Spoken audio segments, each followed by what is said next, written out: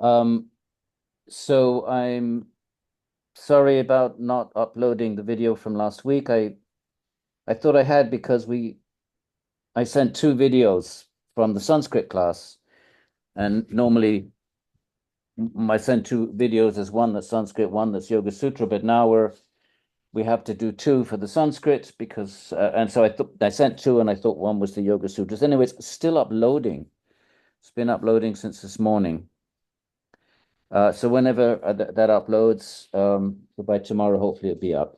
Okay, so to understand the siddhis, well, we just have to sort of really try to understand the metaphysical logic of the siddhis, or the metaphysics of the siddhis. We have to understand Sankhya metaphysics. I mean, we can just read a list of cities and say, okay, you can levitate, okay, you can manifest this quality, that quality, and that's fine. But there's a metaphysics behind it, and Patanjali does take some trouble in the verses we read last week to kind of give us a sense of that metaphysics. So there's Prakriti. So Purusha's over here, right? That's just the Atman, pure consciousness. Then you have Prakriti, which is the three gunas, Sattva, Rajas, and Tamas. And the first thing that emerges is buddhi, intelligence. And Mudi and from buddhi, so from Prakriti comes buddhi, but from buddhi comes the ahankaras. Don't worry about these sattvic, rajasic, tamasic, because Patanjali doesn't use these terms. So, so this is coming from it. It's not that it's incorrect, but it's we don't want it to be too cluttered. So we just want to know that there's a hankara that comes out of this, out of the um let me use the other one only because I don't want to clutter. All we need is we need to know about buddhi. Yeah, because it's technical enough as it is. Okay, we just go, oh, this is the same one, same thing. Fair enough. Okay, sorry, Eleonora, this is the same. So from buddhi comes ahankara. From ahankara, doesn't forget about rajas, tamas, and sattva ahankara. You get the five subtle elements, and these are the qualities. And the qualities are grounded in the mahabhutas, the gross elements. Okay, so they say earth, water, fire, wind, space. It sounds very medieval, but we don't know what they meant by that. These are subatomic particles.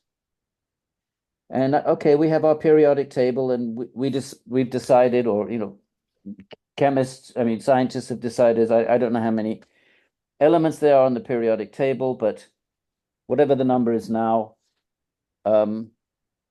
the first one that comes up, the Big Bang, I believe, is hydrogen. But so whatever the chemistry behind it is, they determine there's five basic kinds of elements.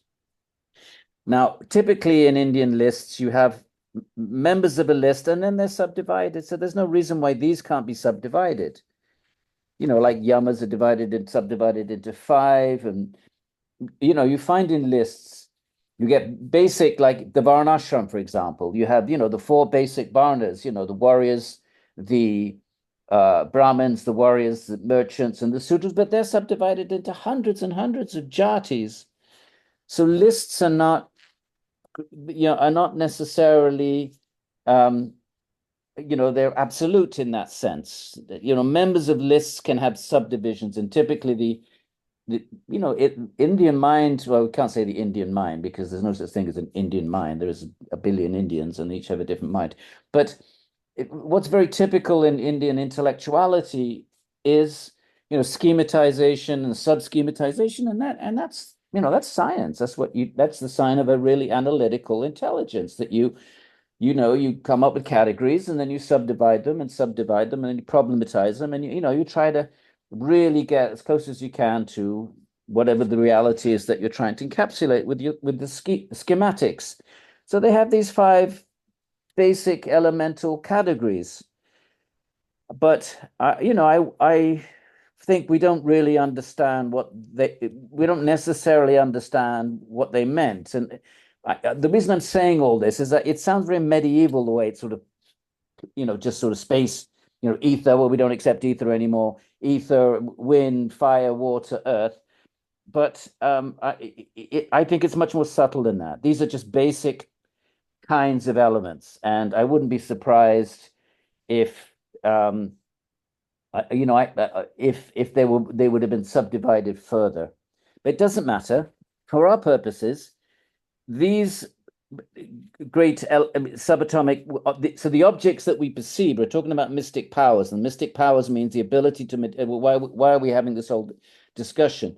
It's because mystic powers, at least the perceivable powers, are the ability to manipulate perceivable things. If you didn't perceive them, you wouldn't know there was a city going on. So a city to be manifest, we only see the surface level of the city. So we see somebody manifest, walking on water or flying through space, or sometimes there might be subtle ones like reading the minds of others, accessing your past lives. Yeah, there's mental ones as well, but many of the cities deal with this gross, doing super normal things with the gross elements. Um, Now, these gross elements then in this chart are densifications or tamasifications. Remember, everything is the three gunas. There is nothing other than the three gunas. If you reduced everything, reduce, until you get to a stop sign, you get to irreducible. You get to an irreducible stop sign. It cannot be reduced anymore. So probably I don't. So right now, physics would say you have forces and subatomic particles, but plenty of physicists are speculating. Well, maybe there's some underlying substratum to it all. I don't know. Now they're talking about string theory. Could that be some way of combining these sort of different categories of things? But that's fine. So so you proceed. That's what science does. You reduce. You're trying to get to the ultimate foundations of reality. And in the Sankhya system, your ultimate foundation of reality, we're not talking about Purusha now, talking about matter. Siddhis are involved in the manipulation of matter to the ultimate substratum of all reality. Patanjali is going to call it the dharmin, are the three gunas, sattva, rajas, and tamas. And the first thing that emerges is buddhi. And from buddhi comes ahankara, which is not really involved in our discussion. So let's just bracket that. But technically ahankara, and from ahankara, you get the five elements. We don't actually see the five subtle elements. We should call them qualities, tan matras, just that. Because you actually what we see is qualities. We don't see the subatomic particles within which the qualities reside. We see qualities. Our perception of reality is colors and shapes and forms and textures and smells and sounds. So we see these, the tanmatra. In other words, our sense organs. Let's use the language of Sankhya. Our sense, our indriya. Here they have the indriyas. You have karma indriyas. Let's forget about them. But the buddhindriyas or gyan indriyas, here they're called buddhindriyas. You can call them pranas. Sometimes they talk about the 10 pranas. I know 5 of the classic ones, but that each of these 10 has a prana. It has a material. There must be something that activates these senses. There must be so they deposit these pranas, or you could call them shaktis, because they enable. Shak is to enable. So the eye enables sight. So it enables ultimately what's it doing? It's enabling consciousness to experience. Consciousness is just consciousness. So there's the objects out there, and then there's consciousness. Now, if there wasn't a mind and senses, you'd be conscious of everything. As a matter of fact, Patanjali is going to say yogis can do that. They can bypass their minds and senses and be conscious of everything, and which is another way of saying omniscient. We're going to run into those verses. My friends, I just have to run because I have to take something every night, and I forgot about it. I'm just going to give me 2 minutes. I'll be right back.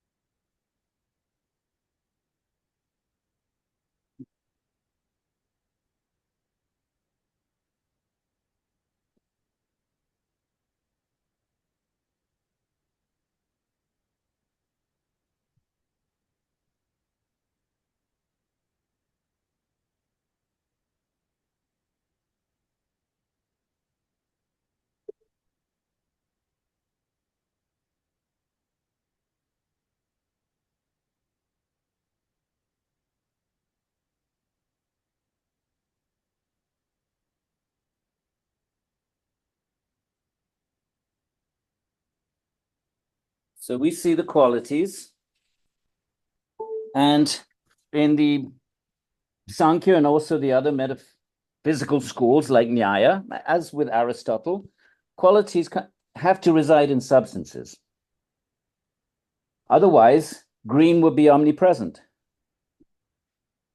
Smell would be omnipresent. A quality, why is it that that's a smell has a radius of whatever a few feet, or the color green is located in the tree over there? So the fact that it's not ubiquitous means it has to be grounded in substances, and that's how you posit. Remember, I think I went through this last week. So these qualities have to be posited in substances. Okay, this is all, my friends, this is connected with mystic powers. Patanjali is taking the trouble to give us a metaphysical explanation. If you just want a list of mystic powers, fine. Levitate, it's smaller than the smallest, the 8 classical ones. He does mention them in one of the verses, if you just want a list. But he's taken the trouble. He's clearly an intellectual, Patanjali, the way he schematizes things so precisely and concisely, which is the nature of a sutra. You have to be an intellectual even to write a sutra, but you have to maximize information in a minimal amount of space. So he's taken the trouble to explain them. So let's take a moment before we start reading them, because it's the same principle. I'm going to be saying, once we start, I'm going to be saying the same thing again and again and again. And what is that? That the buddhi underpins everything. Because from buddhi, look at the chart, come the qualities. We're bypassing ahankara. I know from buddhi comes ahankara, but there's not, ahankara doesn't come into the discussion, but obviously let's just consider it together with buddhi, the mind. Really, it's the intelligence. And from the intelligence come the qualities, and the qualities then are grounded in the substances. The way I think of it, and I haven't read this, and this is me speaking now, and I've really, really thought about it, but I'm happy to be corrected, is the gross elements are really densifications of the subtle elements. And I don't know if it's got anything to do with quantum theory, the possibility of a wave compacting into a particle. And I don't know, I'm really interested in quantum theory, and I keep reading about it and attending courses. I don't feel like I've really got it yet, but I feel there could be some dialogue there. It's in the idea of a wave that's a wave from one point of view, but then when it becomes observed, it sort of densifies into a particle. And please, this is not my field, so forgive me if I'm a little inarticulate here, but there's this relationship between a particle and a wave. They're not really the different things. So therefore, that's how I think of this Tanmatra Mahabhuta on this chart, that the Mahabhutas are sort of like densification of the Tanmatras. It doesn't matter. That's not relevant to our project in chapter 3. What is relevant is that buddhi, intelligence, underpins everything. The chair you're sitting on is made of the 3 gunas. It's a densification. Your chair is made of the 5 Mahabhutas. And those 5 Mahabhutas are densification of the Tanmatras, the subtle qualities. And they are densifications of buddhi. So therefore, ultimately, buddhi, it's just like a physicist will say, the chair is nothing other than, gravitational, the 4 great forces and particles whizzing about. So if you could rearrange the gravitational, weak nuclear, strong nuclear, and electromagnetic forces, if you could somehow, and of course you could, physics could do this, and you could rearrange the forces, you could rearrange the particles, you could transform your chair into something else by rearranging the particles of which it consists, and the way the forces are combining those particles. There's nothing magical about it.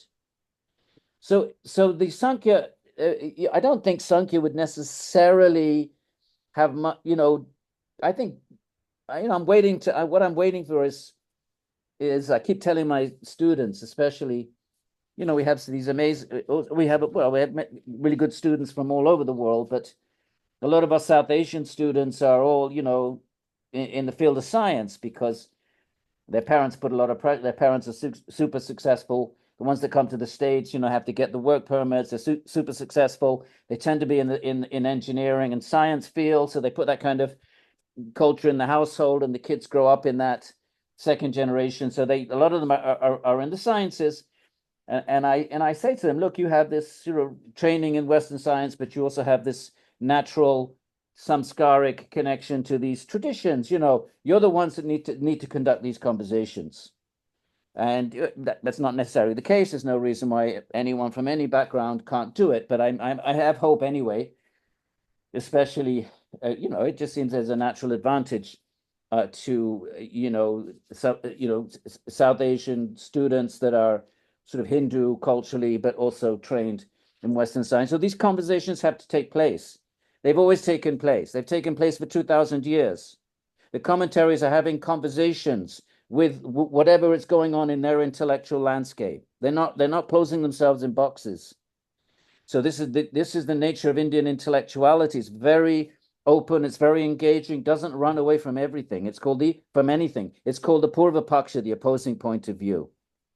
So I know I've said some of this before. There's no harm with repeating. Now, if the yogi's buddhi, right? What is our buddhi? Our buddhi is because of karma. So here's the way I look at it. I've said it before. I'll say it again. Imagine a balloon. I think it works really well for me anyway. And you push your fingers into the balloon, and excuse my gross fingers, but this is what happens when you use Gorilla Glue and you don't wear gloves.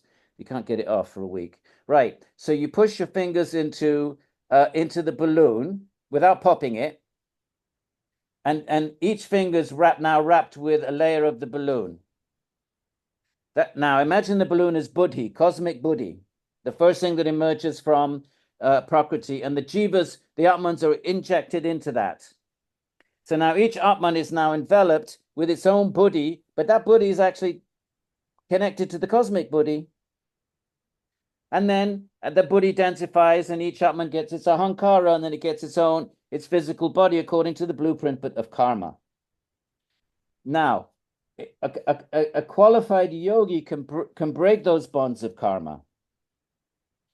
And if you break the bonds of karma or even loosen them, right? Kriya Yoga. What do you do with Kriya Yoga in chapter 2?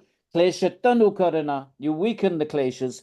If you weaken the kleshas, what's to stop your buddhi, sort of unmooring itself from its confinement in that particular body and merging outwards and penetrating the cosmic buddhi?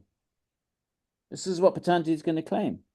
If you can penetrate the cosmic buddhi, you can then penetrate the substructure of everything in reality. In principle, you might only be able to do it a little bit. Of course, there might be different degrees of siddhas. If you can penetrate the substructure of this book with your buddhi, remember this book is buddhi. It's the three gunas, ultimately. And then the three gunas become buddhi, and then the buddhi becomes qualities, and then it becomes the mahabhutas that are relevant for the construction of a book. But the substratum is buddhi. So if you are a qualified yogi, your buddhi can penetrate the substructure, the buddhi substructure of the book, and turn the book into something else. And there's nothing magical about it. It's no more magical than, I don't know, applying a laser to something and dissolving it into something else. I'm sure physics can do all kinds of, it can change the nature of things just by applying the principles of physics. Okay? I'm not going to say anything more about it, but I hope some of that made a little bit of sense. Did it make some sense? All right. So let's start reading then.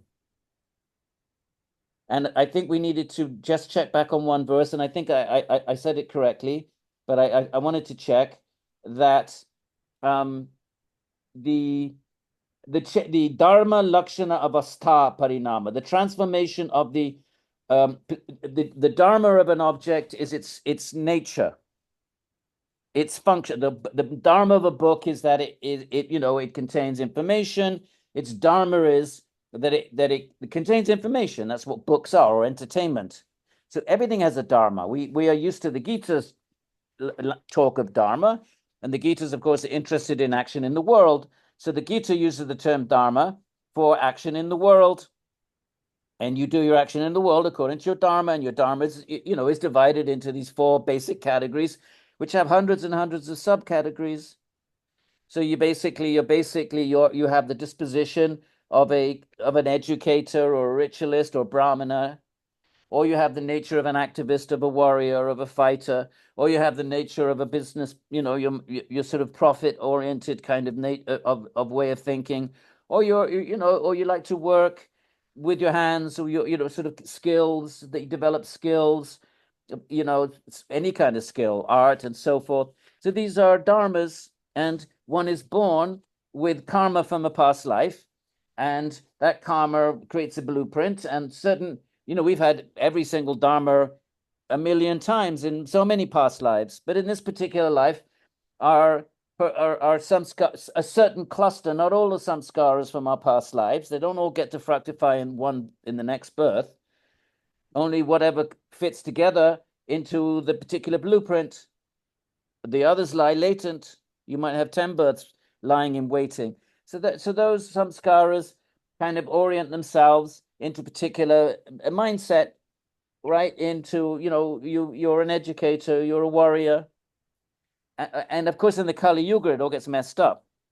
That's one of the features of Kali Yuga, the sort of, you don't know what your dharma is. I mean, you see it on college, the number of students that say, what we do, we read the Gita and well, what's my dharma? How do I figure out? They're 25 years old, don't have a clue. What's my dharma? What's my dharma? So one of the features of Kali Yuga, and it's right there in the beginning of the Bhagavad Gita, chapter 1, which we rarely read, is this confusion. And so that's the age we're living in. So, but dharma isn't just. So that's one way of dharma is that your psychophysical nature lends itself in this birth, nothing to do with the Atman, which is a witness. It lends itself to a particular type of activity. So everything has a dharma. The grass has a dharma, and that's whatever it might be. The cows eat it, and it gets churned into fruit, into milk. And the tree has a dharma. It provides shade. It provides wood. And the whole universe has a dharma. In the old days, it was called Rita, and so forth. Okay, so objects have their dharmas, which is and the dharmas come from a dharmin, the substratum. So as early as the Chandogya Upanishad, you have that, and again, I'm going over. Doesn't matter. Pedagogy is repetition, repetition, repetition. So clay. The Chandogya says, look at this clay cup. My son, look at this clay saucer. They're just dharmas. Oh, but the dharmin is clay. The substratum from which they come is clay. And look at this gold, my son. Well, you can make a ring, you can make this trinket, you can make that trinket. But really, what is it, my son? Right, Shvetaketu? It's just gold. And these transformations are just namarupa. The way the Chandogya puts it is namarupa. We give it the gold takes a form. Let's say it takes the form of an earring. That's the rupa, and we give it a name. This is an earring. But says the sage, what is it really? Gold. And we just project this nama rupa on it. So all of reality is like that. It's just the gunas. And we then come along and we assign nama rupa. But the point is that ultimately is the guna, but secondarily, it's all buddhi. Buddhi is already an evolute. It evolves out of Prakriti. So buddhi is secondary. Primordial are the three gunas. They're the ultimate stop sign. You can't go beyond the gunas. Stop sign. But so buddhi, it's not the stop sign because it has a cause. The gunas don't have a cause unless you're a theist, of course. And then Krishna says in the Gita, Devi here shaguna mai mama maya. These are my gunas. They're my shakti. But apart from that, let's bracket all that. Let's bracket Ishvara. In terms of material things, Prakriti is the ultimate cause of material things. Okay, so the buddhi is secondary. But if you are buddhi, you, the qualified siddha yogi, my friends, and yogi, and the Patanjali is not interested in it, but some traditions are. And remember the 5 ways you can do this. 5. Tapas, mantra, remember 4-1. Tapas, austerity. You don't have to be a yogi. You can be a demon. You can be demoniac and attain siddhis. That's how the great demons of ancient India, how did Ravana get to be so powerful that Vishnu has to come? That even the Devas can't confront him. How do you get that kind of power? Tapas. And then mantra, Vedic mantras in the old days, not anymore. There are no Brahmins in the Kali Yuga, according to the Padma Purana. In fact, there's even a verse that says the Brahmins are actually demons in the Kali Yuga. There's a verse, I didn't say it. The Padma Purana says it. Asuras take birth as Brahmins in the Kali Yuga. So there's no qualified Brahmins. In the old text, you're a qualified Brahmin, you could light your Vedic fire with a mantra. You don't need to rub sticks together. But these are some verses. Other verses do talk. The Vedas talk about rubbing sticks together. Okay, the point is what? That your buddhi, a qualified yogi, qualified siddha, you wouldn't use the word yogi here. When we talk about mystic powers, you talk about a siddha, and someone that's attained the siddhis is a siddha. Siddha means different things in different traditions, by the way. You can't nail down these terms. But usually that when we're talking about siddhis, the person that has siddhis is a siddha, just like the person that does yoga is a yogi, and the person that does bhakti is a bhakta. So the person that has siddhis is a siddha. Right. So that's such a person, whether it's through tapas, the 5 ways. Let's just go with tapas, because mantra no one can do anymore. Well, maybe some people can, but it according to the text in the Kali Yuga, the Vedic hymns don't have their potency anymore. So that when they talk about mantra, they're talking about Vedic hymns. Well, right. And herbs, Oshadi, nobody knows what that means. But the commentators say Somarasa from the Vedic period. And birth. And of course, that doesn't apply to any of us because the commentators say birth of the Devas, the celestial beings, they have mystic power. So the 2 that perhaps are on our landscape are regular yoga, samadhi, and of course, Patanjali says that the real yogi is not interested in them. So if the yogi could access siddhis, a real yogi would have no interest in them whatsoever. Just be clear about that. We read that verse last week. They are for those whose minds are vyutana, outward going, not for those who are inward going. The siddhi's about outward, doing stuff out there, levitating, flying through the air, walking on water, reading people's mind. What's that got to do with chittavritti nirodha tada drashtu sarupe bastanam? Nothing. So they might be sort of in principle available to yogis, but real yogis would have no interest in them. And then those doing tapas by austerity, you can get siddhis. Whether your intention is malevolent or benevolent, it's actually irrelevant. If you have that kind of mind control, doesn't matter what your motive is. You could be a demon like Ravana in the Ramayana. Okay, so are we clear? The principle is your intelligence can seep out. Our intelligence is confined to, karmically confined, and we can just use our intelligence, within our sphere of sense perception and cognition and whatever our intellectual activity is. So we're confined to our bodies and our minds. But the claim is made that you can detach, you can break those bonds of karma, and your conscious self, your Atman, remember, we're talking about the subtle bodies doing this, not the Atman.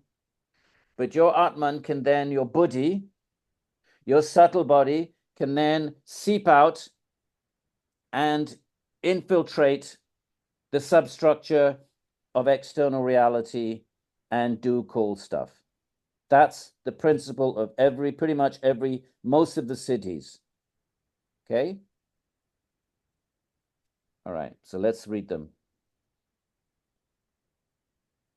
So we wanted to check back on this verse. Yeah, the Dharma is the sort of the you know what the function of a thing. Lakshana is its past or present, and it's avastara is its condition. Is it good condition, bad condition? It doesn't matter. These are the external features, and the Dharmin is underpins. The Dharmin is ultimately the three gunas of the ultimate Dharmin. A Dharmin is the substratum. And the qualities are, we know, the nature of a thing, its function. Dharma, Lakshana, and is it past, is it present, is it future? Its situation in time. The gunas are eternal, but when the gunas produce a tree, well, that tree is not going to be a tree for 14 billion years of a cosmic cycle. So it has a karmic existence in time, and then its state, it might be a young tree, a mature tree, and then an old decaying tree. These are the three. For whatever reasons, he calls them the objects of the senses. The senses perceive objects. And these objects, the objects we see out there have dharmas, right? The tree has a dharma, the flowers have a dharma, they're fragrant, they're attractive. Grass has a dharma, earth has a dharma, everything has a dharma. That dharma is subject to time. The tree is there now, it might not be there in 10 years, and its state. These are these surface level appearances. This is the appearance of external reality. And the dharmin, which in the nominative singular becomes dharmi, it underpins the dharmas. Whether the dharmas are shanta, like shanti, peace, past, and past, they shanta, they've become pacified, they've gone back to the gunas, right? Shanta, udita, they're emerging, present, or avyapadesha, or they haven't, or the future, right? Now, when objects transform, which they do when mystic power is exerted upon them,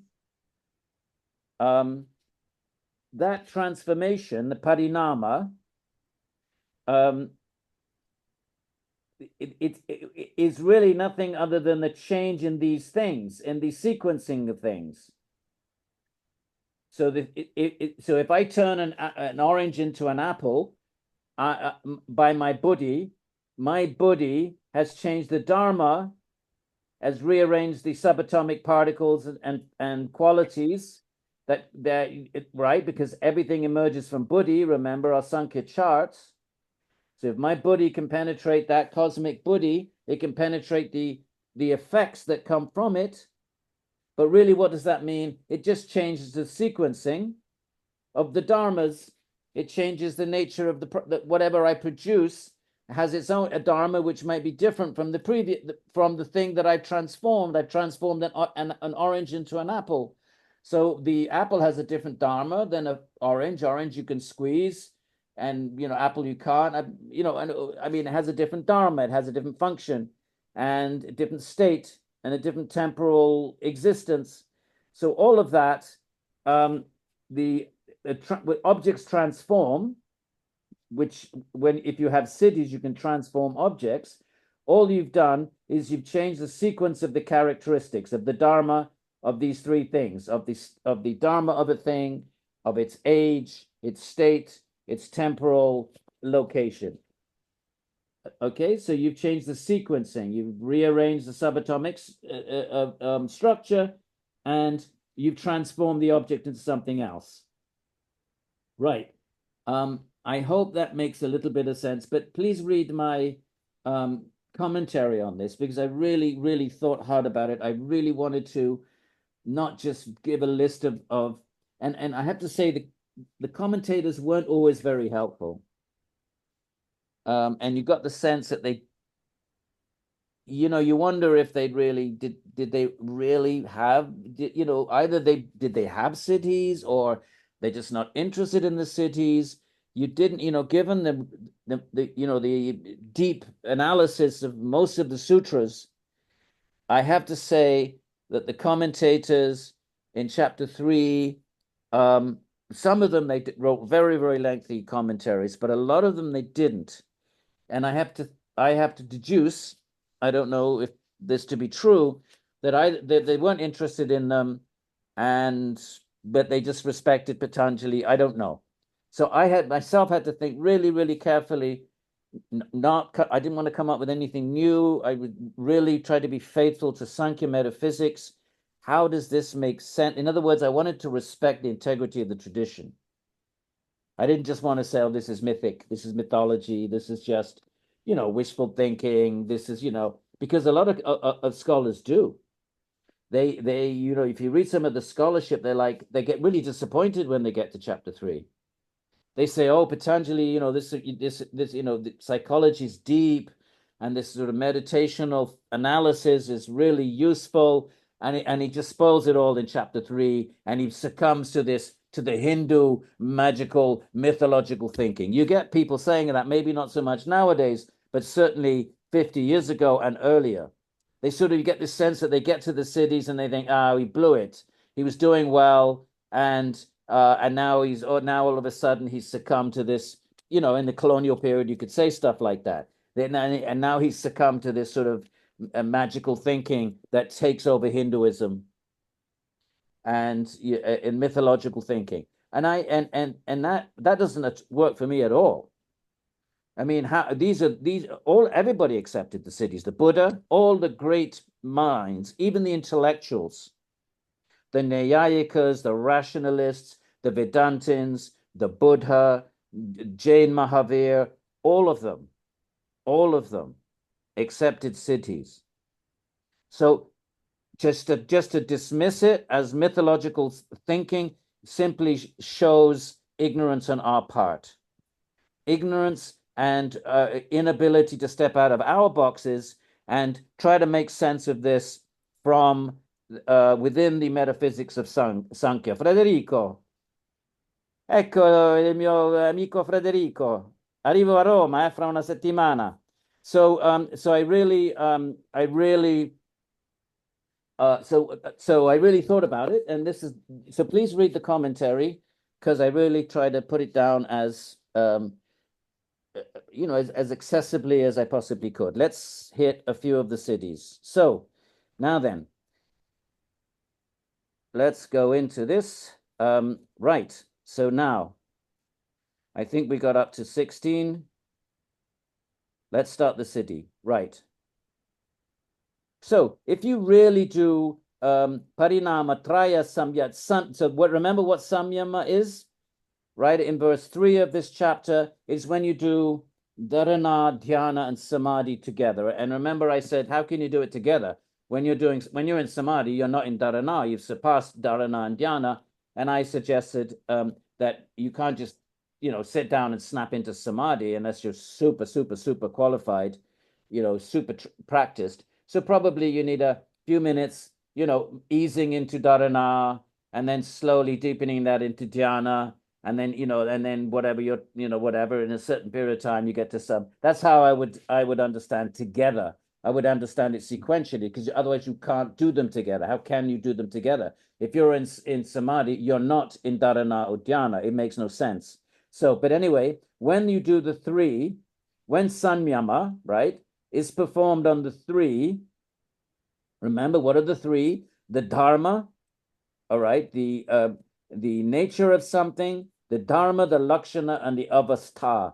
The nature of something, its nature, its kind of function in the grand scheme of things, its present or past or future, and its condition. So when you do sanyama on that, of an object, or you can do it on anything, you get knowledge of the past and the future. Atita anagata jnanam. Okay?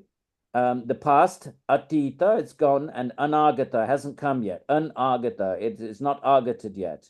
So in other words, if you really, say, focus on intensely and you penetrate the substructure of this book with your buddhi, and you become aware of every subatomic particle, every quality of the book, you know where it came from, and you know where it's going. It would be like Newtonian physics before the quantum problem, where you don't know, where a particle is going to be until you observe it, until the sort of quantum problem. If you in the world of Newtonian physics, the universe is, if you knew every single atom and its place, and you knew all the forces, you could predict, if you were an omniscient being, you could predict where those atoms would be in 1,000 years.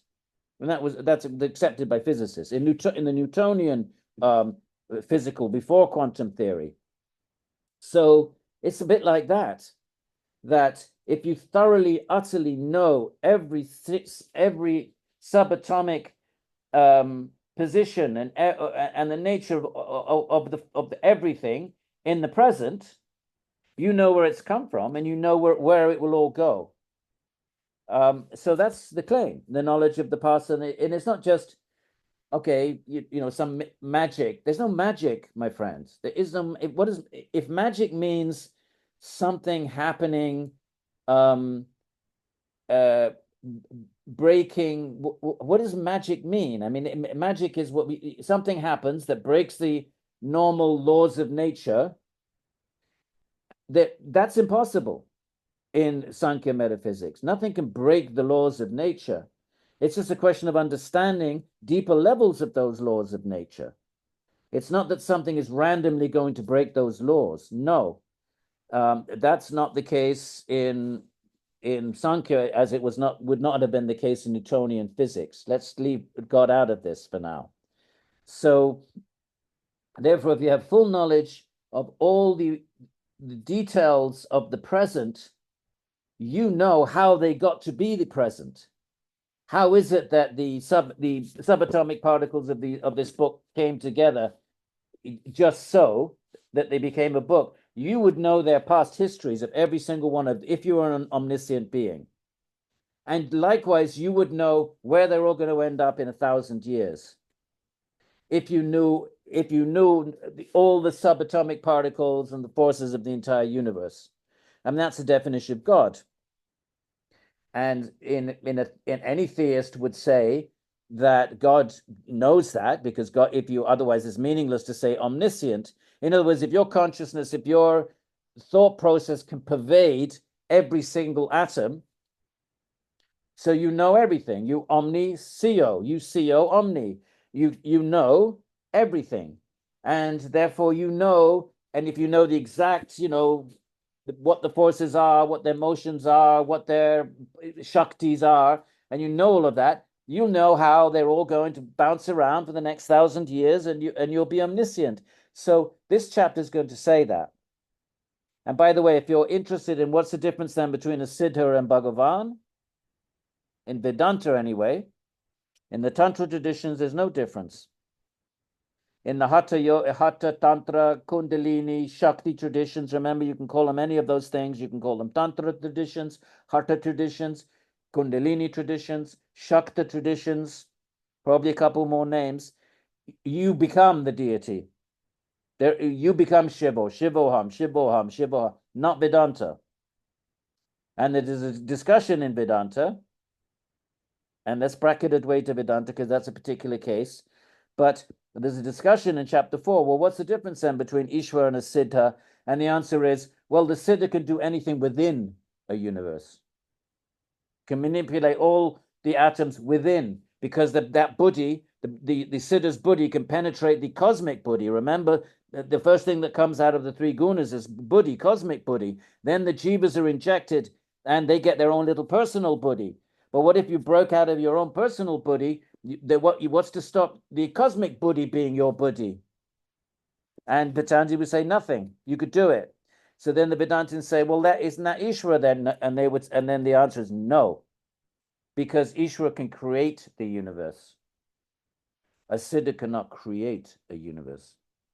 Can make an apple into an orange, can fly through the air, can turn water into wine, can walk on the water, but cannot create the universe, what to speak of infinite universes, as is the case with Vishnu.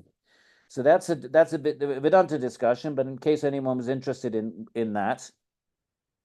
So now here's an interesting one. Due to the correlation, right? Shabda artha pratyayanam iteretara adhyasat, because of the correlation among word, meaning, idea, confusion ensues.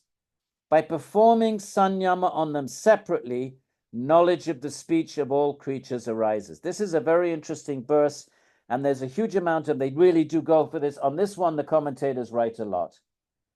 And there were two schools of thought. Okay, there was the Nyaya school, and which said that, here's the issue, here's the question. There is a word, let's say cow. So there is this sort of cow, this phoneme, cow, this vocalization, this sound vibration. That corresponds to the vritti that activates a memory of a cow. And that memory of a cow refers to a gross animal, a gross physical animal out there in the field munching on grass.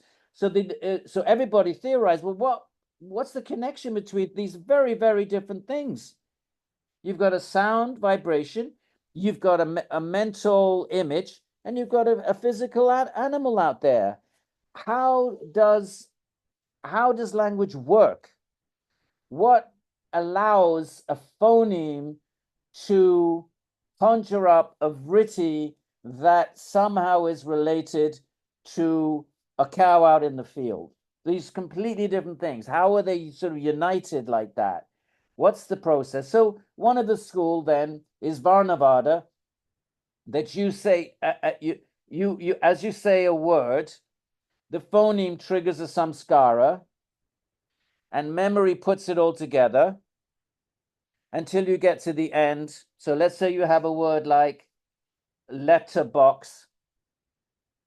So you say le, but that could be anything. It could be leg, it could be leftovers. So you really don't know what to do with le, and then you have a let. Again, that doesn't help you pinpoint it. Then you have letter, but still you could have a letterbox or a letter bomb, right? So, but when the final letterbox, when the final phoneme is enunciated, memory puts it together, and then that triggers the memory of a letterbox that you've seen in the past, a physical object out there. You've seen it. It's lying as a samskara in the mind, and the phoneme, language is taught, handed down. It's eternal, by the way, according to all these traditions. Language is handed down, and you're trained to, when you hear the word letterbox, that then you is correlated with an object that you perceived, and so that letterbox triggers then the memory that becomes a vritti. So this is the Nyaya. How do you connect a sound with a thought, with an object? That's their way of explaining it. Now, Patanjali belongs to a different school, right? Because if you knew, that wouldn't allow you to understand that what we just said then, that sequence, that explanation of language does not allow you to understand the language of animals or a foreigner's language. If someone started speaking, some unknown language, then you wouldn't be able to understand it according to the explanation I've just given. You wouldn't be able to understand let's have a look at the verse.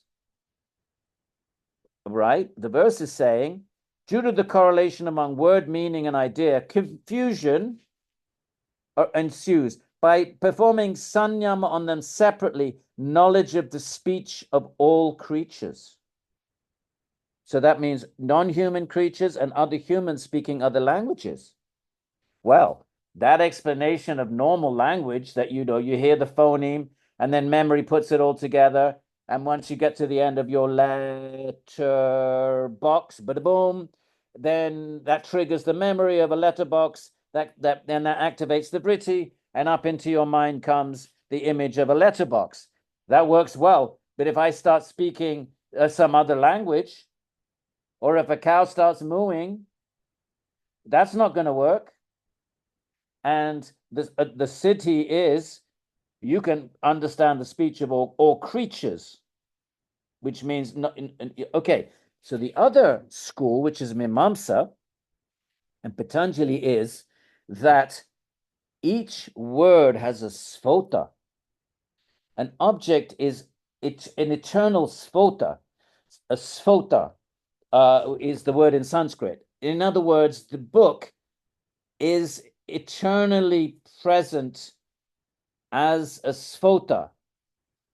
And language doesn't just sequentially put together phonemes that trigger a memory that corresponds to an object.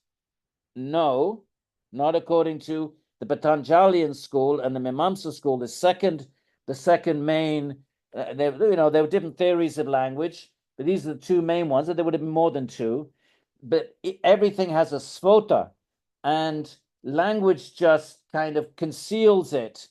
And then, so when you say the word, it's not that you're triggering a memory. The sphota bursts forth because it's an eternal entity, a bit like Plato's forms, but not really. But I don't know. We can think about whether it's. I don't no. But I mean, it's sort of heading in it's similar sort of terrain. That there are these eternal, just like Plato would say, there's eternal forms that they're manifest in our world, and you have to get back to those eternal forms. Well, in the Mimamsa and Patanjalian school of grammarians, this is a school of grammarians, the school of grammarians, they would say everything exists in a sphota, in a subtle sonic form, and language kind of conceals it. And so when you say a word, it just activates the eternal sphota. So in a foreign language, if you do sanyama on the external word, you can penetrate through it and reveal the sphota of what the thing is. So you can hear,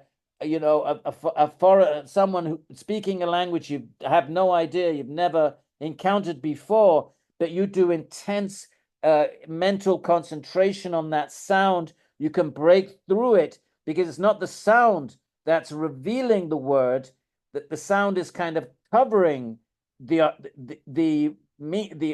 entity that is represented by language, like a cow or tree or whatever it is. So by intensely concentrating on the sound, even though you don't know the language, you can understand what the object is that is camouflaged, if you will, or concealed within. It's an eternal entity. It's an eternal entity. And therefore, you can do the same with the speech of creatures, of animals. You can focus intensely on the sound that they're emitting and penetrate that sound and access that inner sphota. So there's an infinity of sphotas. There's a sphota for book, there's a sphota for, these are presences, they're real presences, that everything is eternal. And of course, the grammarians would say Sanskrit is eternal, because the Sanskrit language, that language is eternally connected with its objects. And it's an eternal language. And obviously, the Vedas are eternal. So if the Vedas are eternal, then the language in the Vedas are eternal. And if the language in the Vedas are eternal, then words eternally represent their objects. So that's obviously the consequence of believing that language is eternal. Then it means that the words are eternal. Then it means that relationship of words with objects are eternal. That means that the term in Sanskrit for book, pushtakam, is eternally. So then how would they explain other languages? They would just say that they're the barbarians, or they are devolved. They might say that they're fallen Vedic, that all language comes from Sanskrit, And then, warriors wander off, or people wander off, and they become barbarians, and they lose the original, whatever they might say. I mean, they do say things like that. So the point of this city is, by doing sanyama, which means intense mental concentration on language, whether it's your own, or whether it is a foreign language, or whether it is the language of animals, by intensely concentrating on the sound, you penetrate the sound and access what is the object that sound is representing. Therefore, you can understand the speech of all beings. Take it or leave it, my friends. I think you probably find this in other occult traditions. All right. Now, 18. Samskara sakshat karanat purvajati janma. And you can, this doesn't seem too terrible. You can access your samskaras of previous births, and your past lives. I mean, that's pretty easy to understand. I mean, after all, we have deja vu. Even those of us who are not yogis, we have deja vu, which we see things that we know we've experienced them, but we never have it. We know we haven't in this life. So that's very common. Phobias might be another example. But a siddha can go into, after all, you've had the same subtle body, my friends. You change your physical body, you don't change your subtle body. So all of the samskaras are recorded in the subtle body.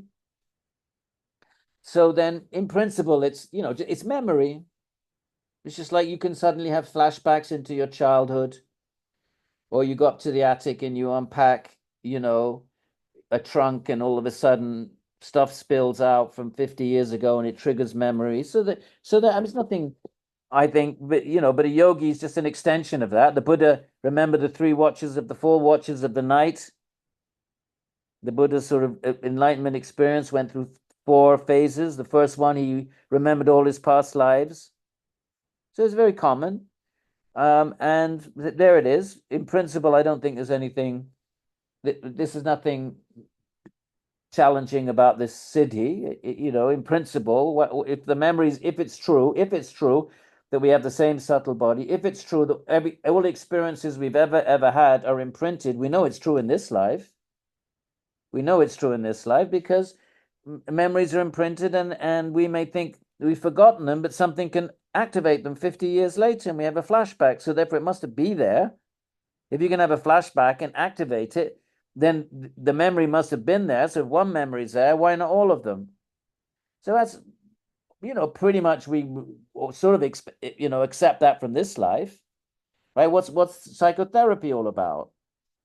Pulling out repressed memories, partly what it's all about, right? So therefore, there's nothing sort of really startling about that. Okay, ability to read your past life. And the commentators say different things about the next one. You can know the minds of others, pratyaya, from their ideas. Some commentators say just by studying someone's face, you can know their mind. Again, we all are able to do that to some extent. An angry face, a happy face, a sad face, right? So just extend that.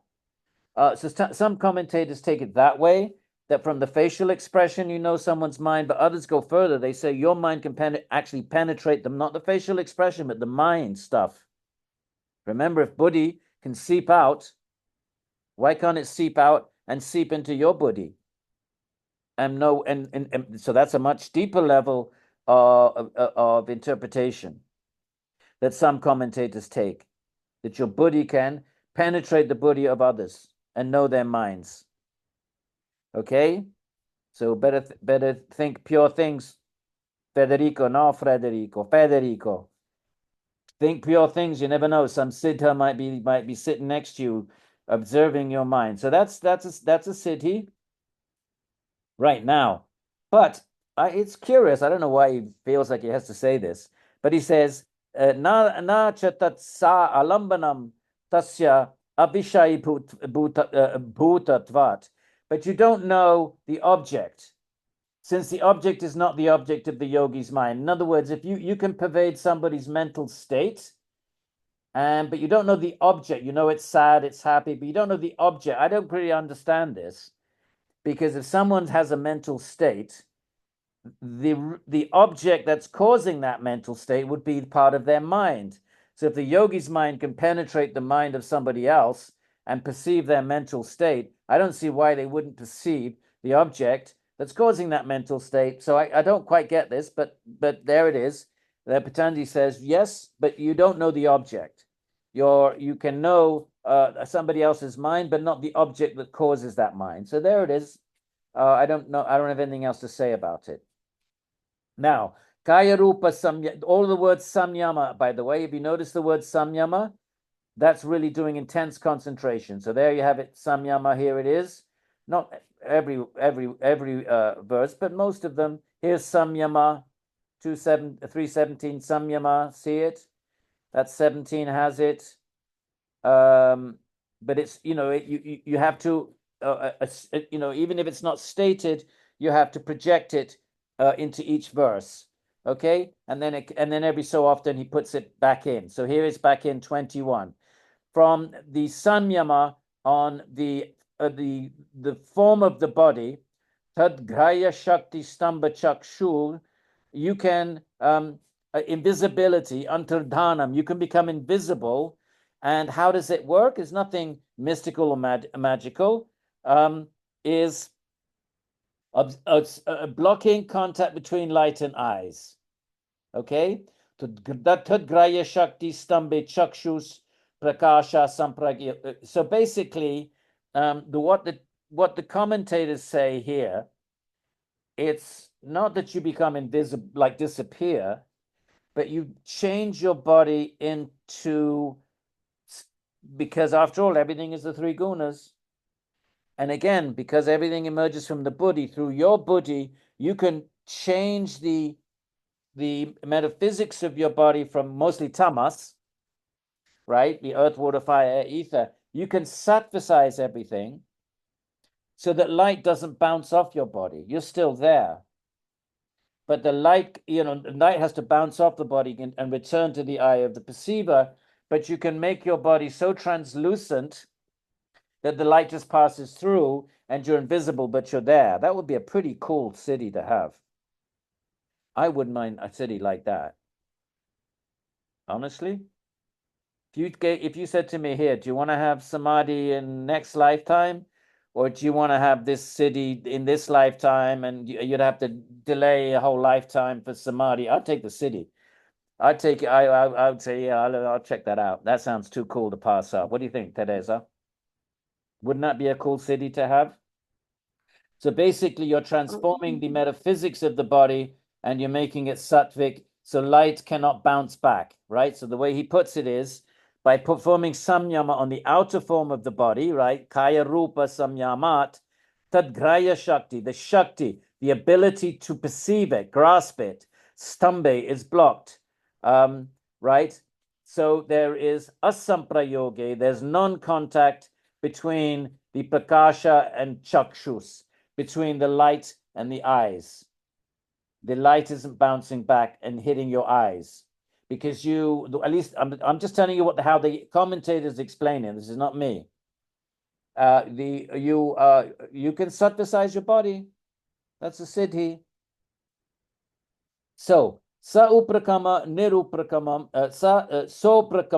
kramam, which is sa uprakramam, and nir uprakramam cha karma tat here's sanyama again. From doing sanyama on your karma, which is either quick to fructify or slow to fructify. Don't think that your karma, Patanjali says, drishta janma vedaniya. Some karma comes to you in this life. You get the payback right away. Some in the next life, drishta adrishta, unseen life. And it doesn't mean it's going to be the very next life. You could have karma sitting around since 10 lifetimes ago, waiting to be manifest. This is why good things happen to bad people and bad things happen to good people. It's the age-old question that a one-life model struggles so much with. How do you explain that in a one-life model? Why do good things happen to bad people? And terrible things happen to good, pious people? You just have to say, well, it's the will of God or something. But a philosopher's not going to accept that. So in the multi-life model, you could be really good. You could be really good in this life, but you could have been an awful person in a bad life, and you're getting that karma now. and vice versa. So that's he's saying. So karma is either quick to fructify, you might get it. Patanjali says drishta earlier on. He said drishta adrishta jam vedaniya. It might come in this birth, it might come in another one, but either way, by doing sanyama, remember sanyama is intense concentration.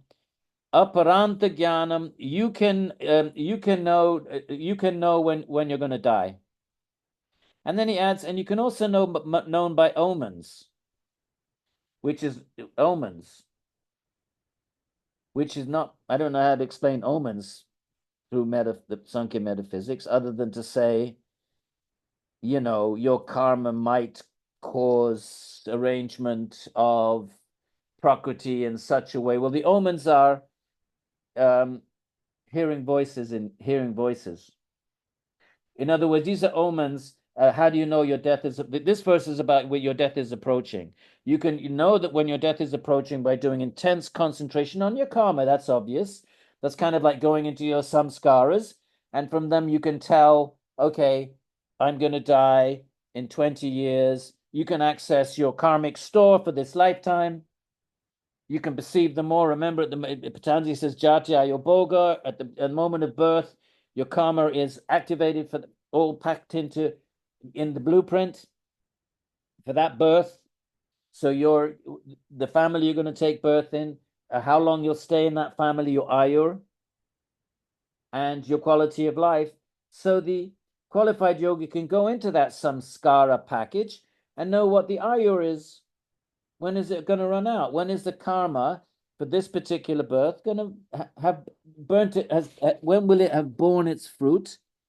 And then it's time for the next body, right? Because you have, let's say, 10,000 samskaras need to be accounted. I'm making up a number. Let's say you have 10,000 samskaras need to be accounted for in one birth. So you just burn them up. Of course, you're creating fresh karma all the time, some of which may come in that birth, but mostly in the next birth. Burning it up. So when you get to 9,999, last karma, you get hit by, you get shot with an arrow, you're dead. We call it death. But from a yoga point of view, it just means your last unit of karma is used up. Now a yogi can see that. Can go and say, oh, look, I've got 10,000. I'm making up a number. It could be a million billion. I got 10,000 samskaras, and I'm at this point, and all this has to unfold. That's knowledge of the future. You're just accessing your karmic blueprint, and I'll know when I die. So there's two ways of knowing your death according to this verse. One is, let's look at the Sanskrit. Karma, sanyama on your karma, whether it's slow, sa upakramam or nir upakramam. So is really it's with it's quick or slow. Right. So that's one way of knowing when you're going to die, by just going into your karmic stockpile and seeing what's in there for this life. But he also says omens. So omens are like you don't see your shadow when you're walking. That's one omen of death.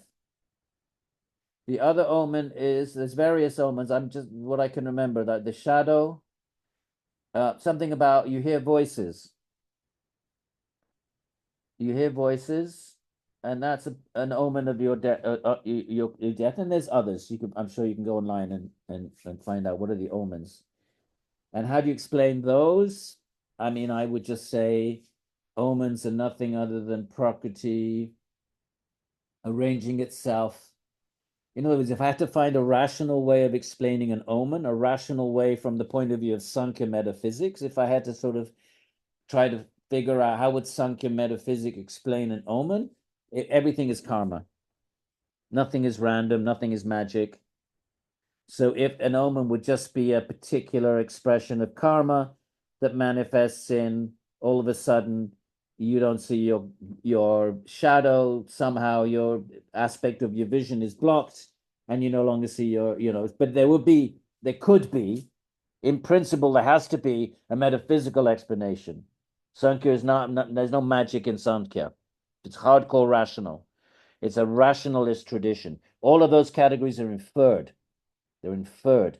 And even Prakriti, they call it the inferred one. That's a name for Anumanita, for Prakriti. Okay, so you can know about your death. Then Maitri Adishu Balani, you can do intense concentration and manifest qualities like Maitri that we had in the first chapter. That would be nice.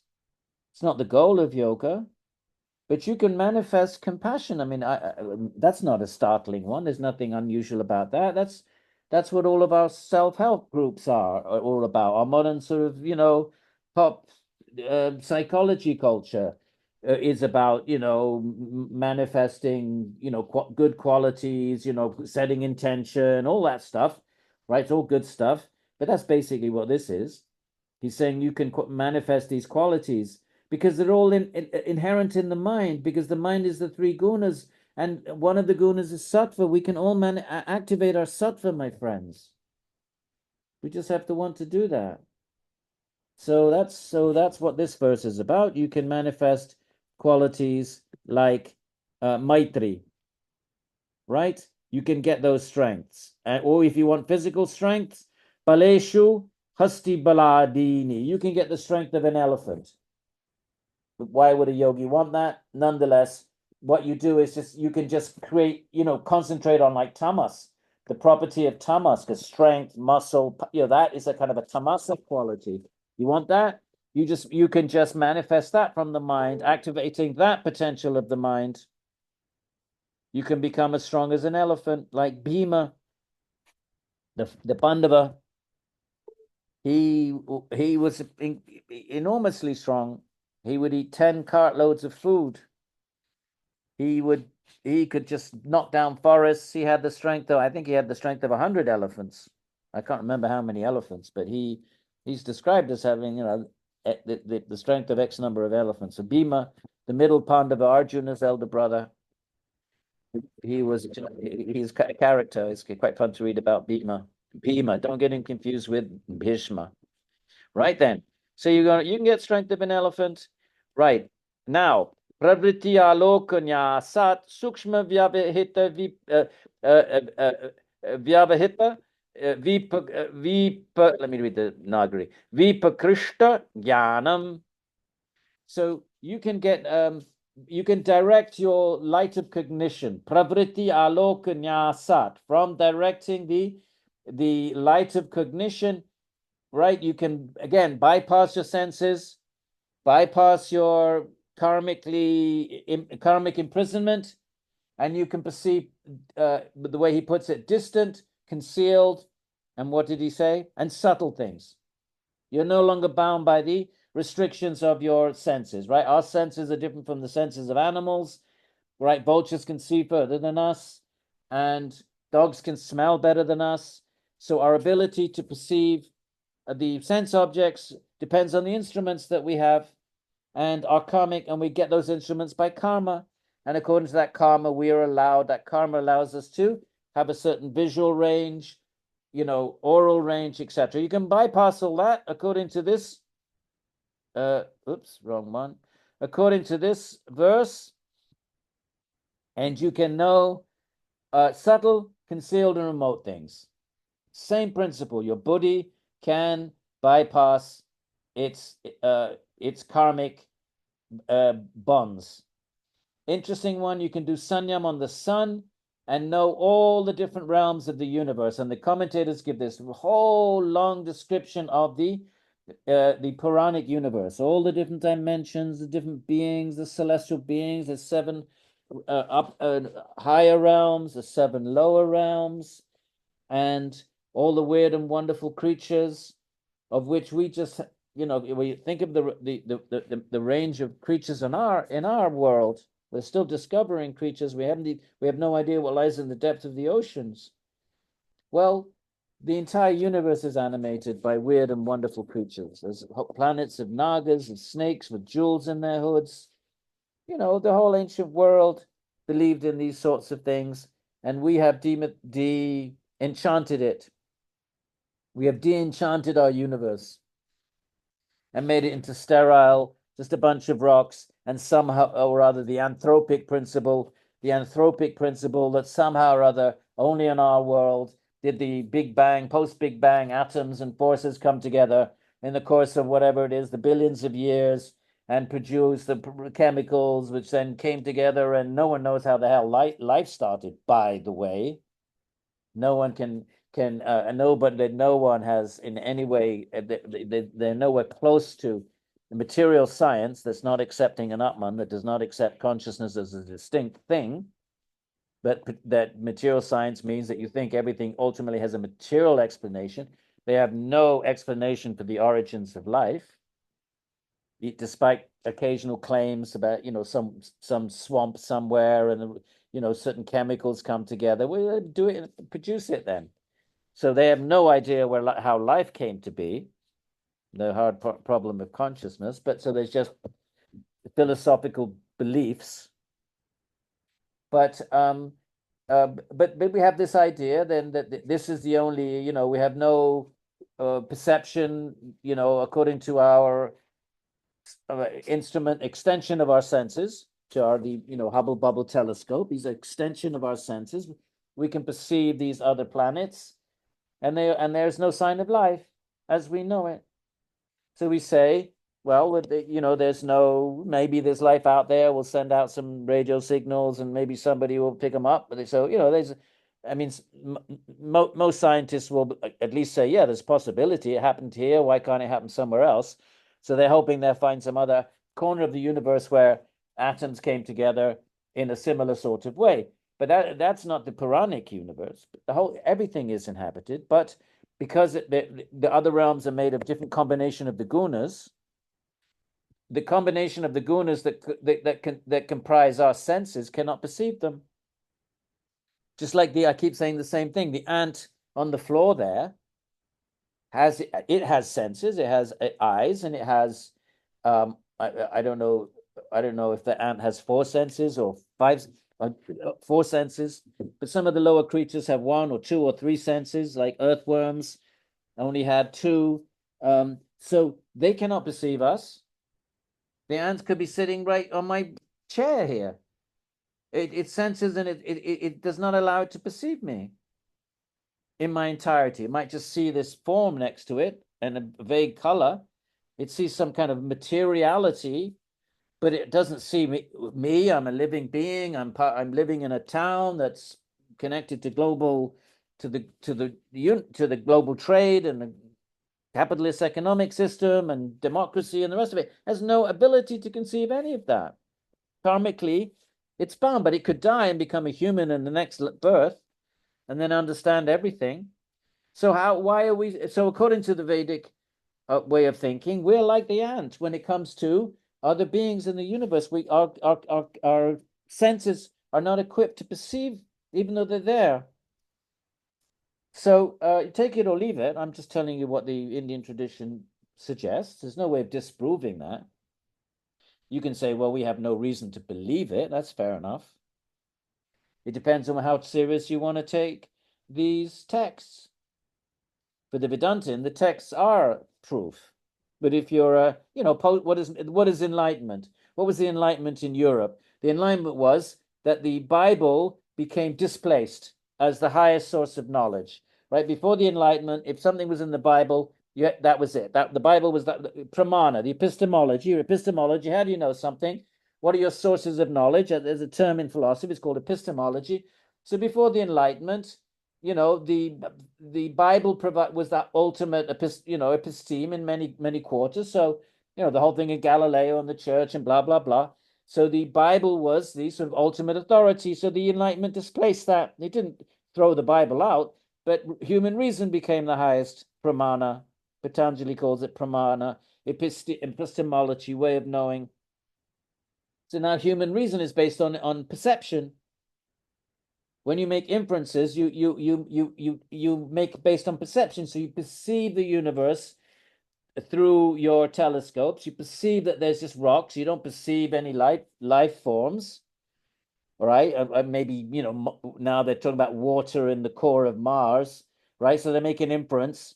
There may be water there because of whatever. There were some channels or some signs that there had been water, so you make inferences based on perception. But what if your perception can't perceive subtle matter in the first place? So therefore, what value are your inferences? If your inferences are based on your gross perception, then fine. Then you have a sterile universe.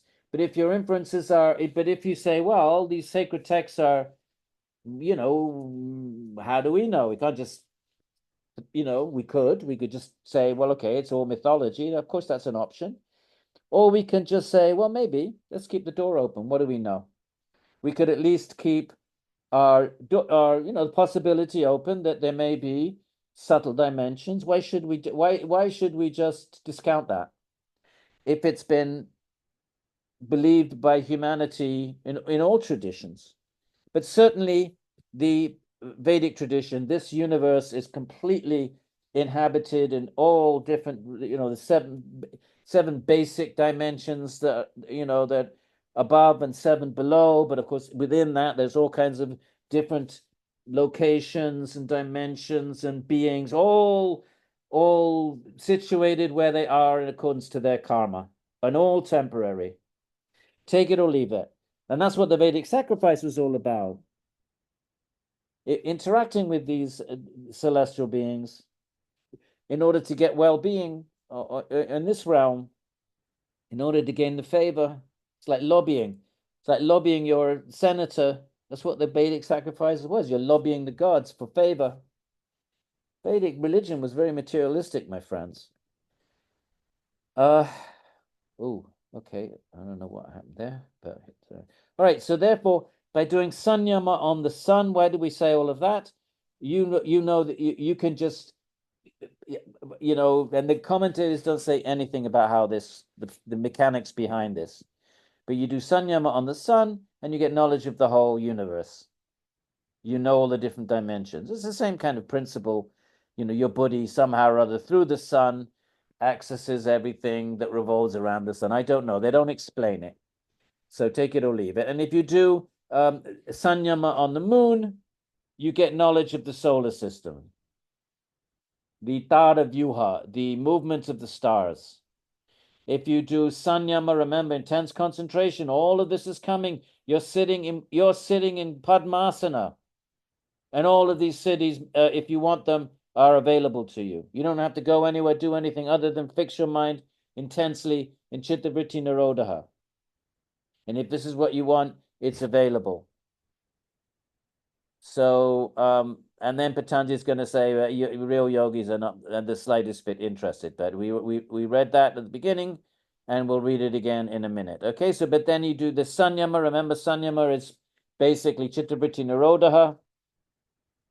If you do it on your nabhi, your navel, you get knowledge of the entire body. So somehow or other, whether it's the sun, is like the central point from which you can know the whole universe. If you do it on the moon, you know the stars. If you do it on your navel, you know the arrangement of all your pranas or your nadis. All of that knowledge of your own internal universe comes from samyama on your nabhi chakra, your navel chakra, the whorl of your navel, a chakra. It's a whorl, WHORL, right? If you do sanyam on the pit of the throat, you can cease hunger. And the commenters say hunger is really touch. It's really a feeling of coming from the five senses, the one of touch. So you can just neutralize it by doing sanyama. And I don't know why the pit of the throat, somehow or other, I can't remember the explanation, but maybe there's some one of the pranas connected with it. Whatever it is, you can eliminate hunger by mental control. And if you do, and then there's the anadi. Here's your nadi. So even though the classical yoga doesn't really talk very much about nadis, it doesn't reject it. It doesn't reject, it doesn't necessarily reject the Kundalini physiology of the Hatha traditions. It doesn't reject that. It's just not interested in it. There's no talk of Kundalini in Patanjali or Vedanta or Sankhya or yoga or any of the six schools. So that's why those traditions are kind of like, they're marginal. They never made it into the list of the. They never made it into the sort of classical six schools of six schools. They've always been marginal. They've always been looked at with suspicion, mostly because of the left-handed tantra. And right-handed tantra is conservative. Right-handed tantra follows the five yamas. Celibacy and the rest of it. But left-handed tantra breaks all of that. And so left-handed tantra, breaks the five M's, meat, fish, sex, intoxication, and nobody's quite sure what the fifth is, some kind of grain. That's what, so other left-handed tantra traditions imbibe the five bodily substances like a kind of a sacrament, feces, urine, menstrual fluid, whatever, I don't know, mucus, semen, and they imbibe that. Then what's the idea? The idea is to go beyond pure and impure. After all, everything is just a gunas. Think there's a logic to it. Don't think there's not a logic to it. All of these traditions have a powerful philosophy behind them, my friend. All of them. They all have coherent means that it makes sense once you enter into it and you navigate what their foundational principles are. It all makes sense when you're in that. But after all, what is the difference between feces and gold? Even Krishna says that the enlightened being sees no difference between. He doesn't say feces; he says a clod of earth and gold. But he's maybe being a little, he's being a little dignified there. You could just say there's no difference between feces and gold. It's just a different expression of the gunas. So there is a logic to the left-handed tantra that who is it that says this is pure and this is impure, this is taboo and this is ritually pure. That's all. These are all mental constructs. You can't argue with it. They are mental constructs. So, but because but that's not Patanjali's system. He's Saucham, cleanliness, brahmacharya, celibacy, ahimsa, no eating meat. So the tantra, but even the right-handed tantra accepts the yamas. The left-handed tantra then gets lumped in with tantra in general, and it's typically been marginalized in Indian intellectual history. So you don't see any talk of the Kundalini nowhere in the Vedanta, nowhere in the Sankhya, nowhere in Patanjali, maybe one, But here you have this verse you do have a reference to the Nadi. So it's not that they reject that physiology, but they're just not interested in the Kundalini rising technique has nothing to do with classical yoga, right? That had nothing to do with that's a different practice and a different goal actually. So in some ways, all right. So here's the Nardis. I just wanted to make sure because when these things come to the West, they all get merged together into a mishmash, a khichdi. A bit of Kundalini, a little bit of Patanjali, little Karma Yoga, everything gets just sort of merged together. And, that's fine. That's the nature. I mean, religion, even in India, these traditions have always cross-fertilized. They've always influenced each other. Nothing is sort of purely retained across the centuries. It's always interacting with other traditions and absorbing different things. Read the Rig Veda. Got nothing to do with what we now call Hinduism. Read the Rig Veda. Go to Penguin Classics, $7. Wendy Doniger, Brian Smith, translators, Rig Veda, just extracts. Read that. You're a different universe. You're closer to Greco-Roman religion than you are to Hinduism in the Rig Veda. You're closer. You'll find more in common with the Greek sacrifice and the gods of Greece and Rome. So religion has never been static. And if naturally it comes to the West, it's going to take all kinds of permutations. But just so you know, Kundalini and all that hatha is not Patanjali. It's not Sankhya. It's not least classical Sankhya. It's not Vedanta. Okay? In terms of what we find in the Vedanta Sutras and their commentaries. Right then. But here we do have nadis.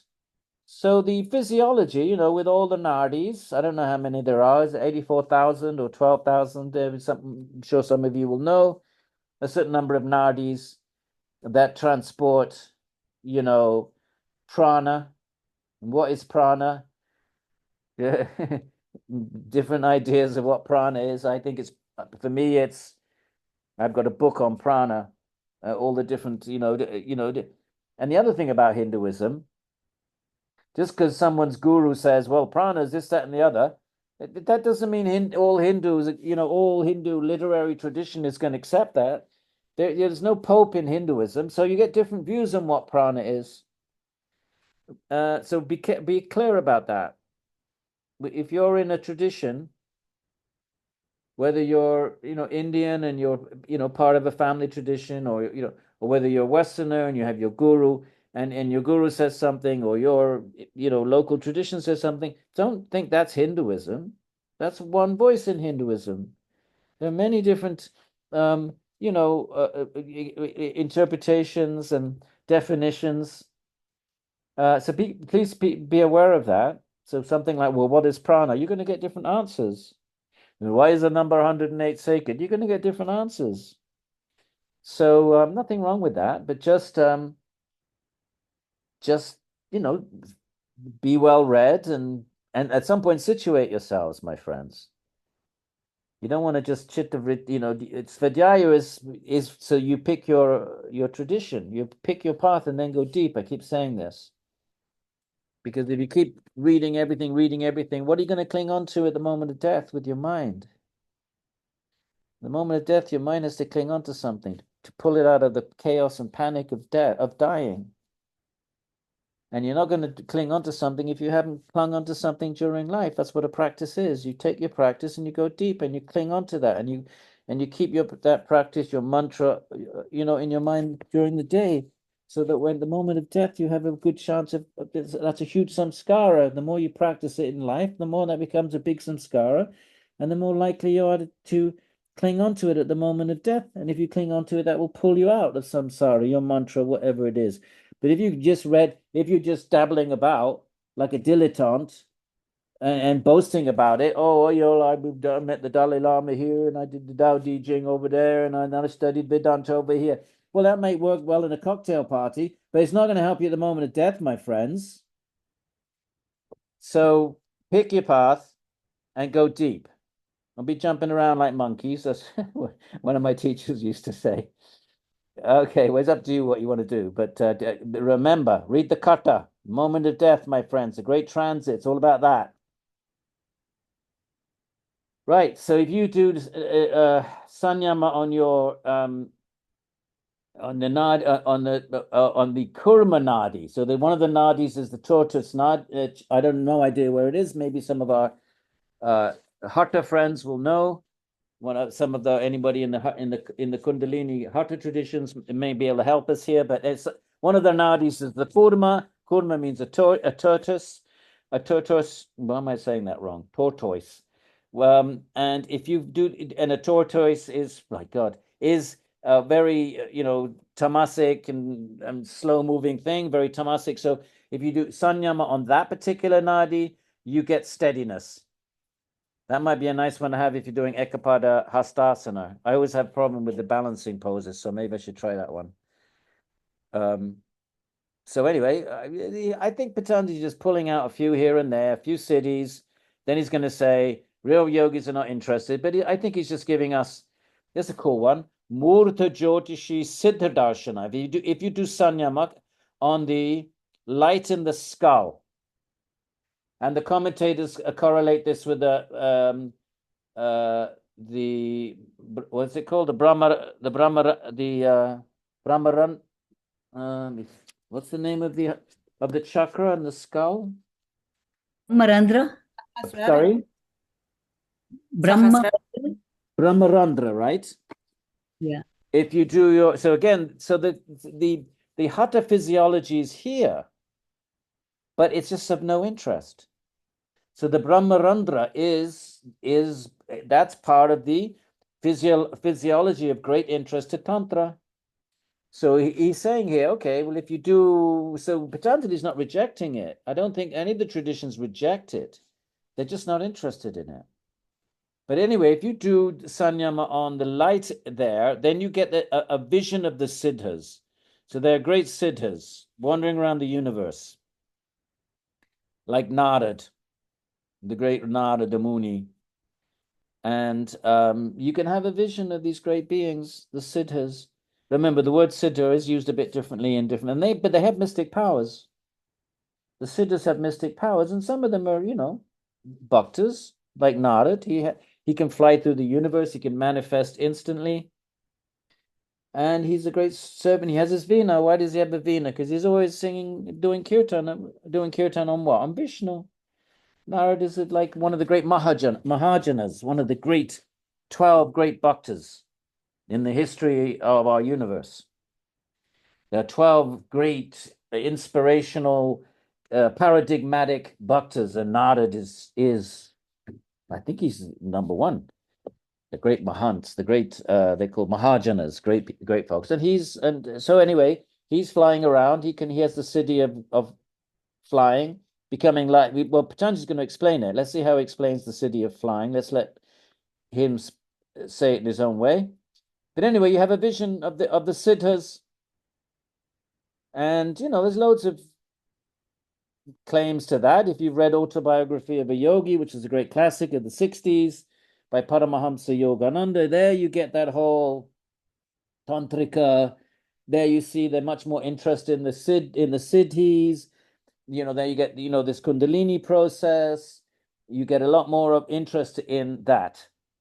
So in those sorts of things, there's super normal smells and sights and sounds and visions. All of that is of interest, of much more central, and these are signs of progress in the Siddha traditions.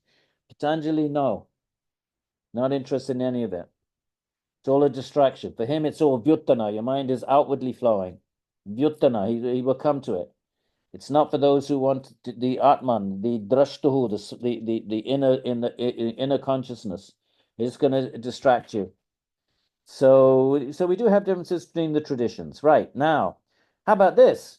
And pratibhad vasa, you get to know everything by intuition. There's nothing in the universe you can't know, because once your buddhi is unfettered from its karmic kind of mooring, like a boat that's shackled to to a harbor. Once it's unfettered, it can pervade everything. To know everything means consciousness pervades something, right? I know this book. What's happening? My consciousness through my subtle body, two things. My consciousness, right, which is just conscious, is not it needs equipment to be conscious of something. So it's pervading this book. Oh, it's not fully pervading it.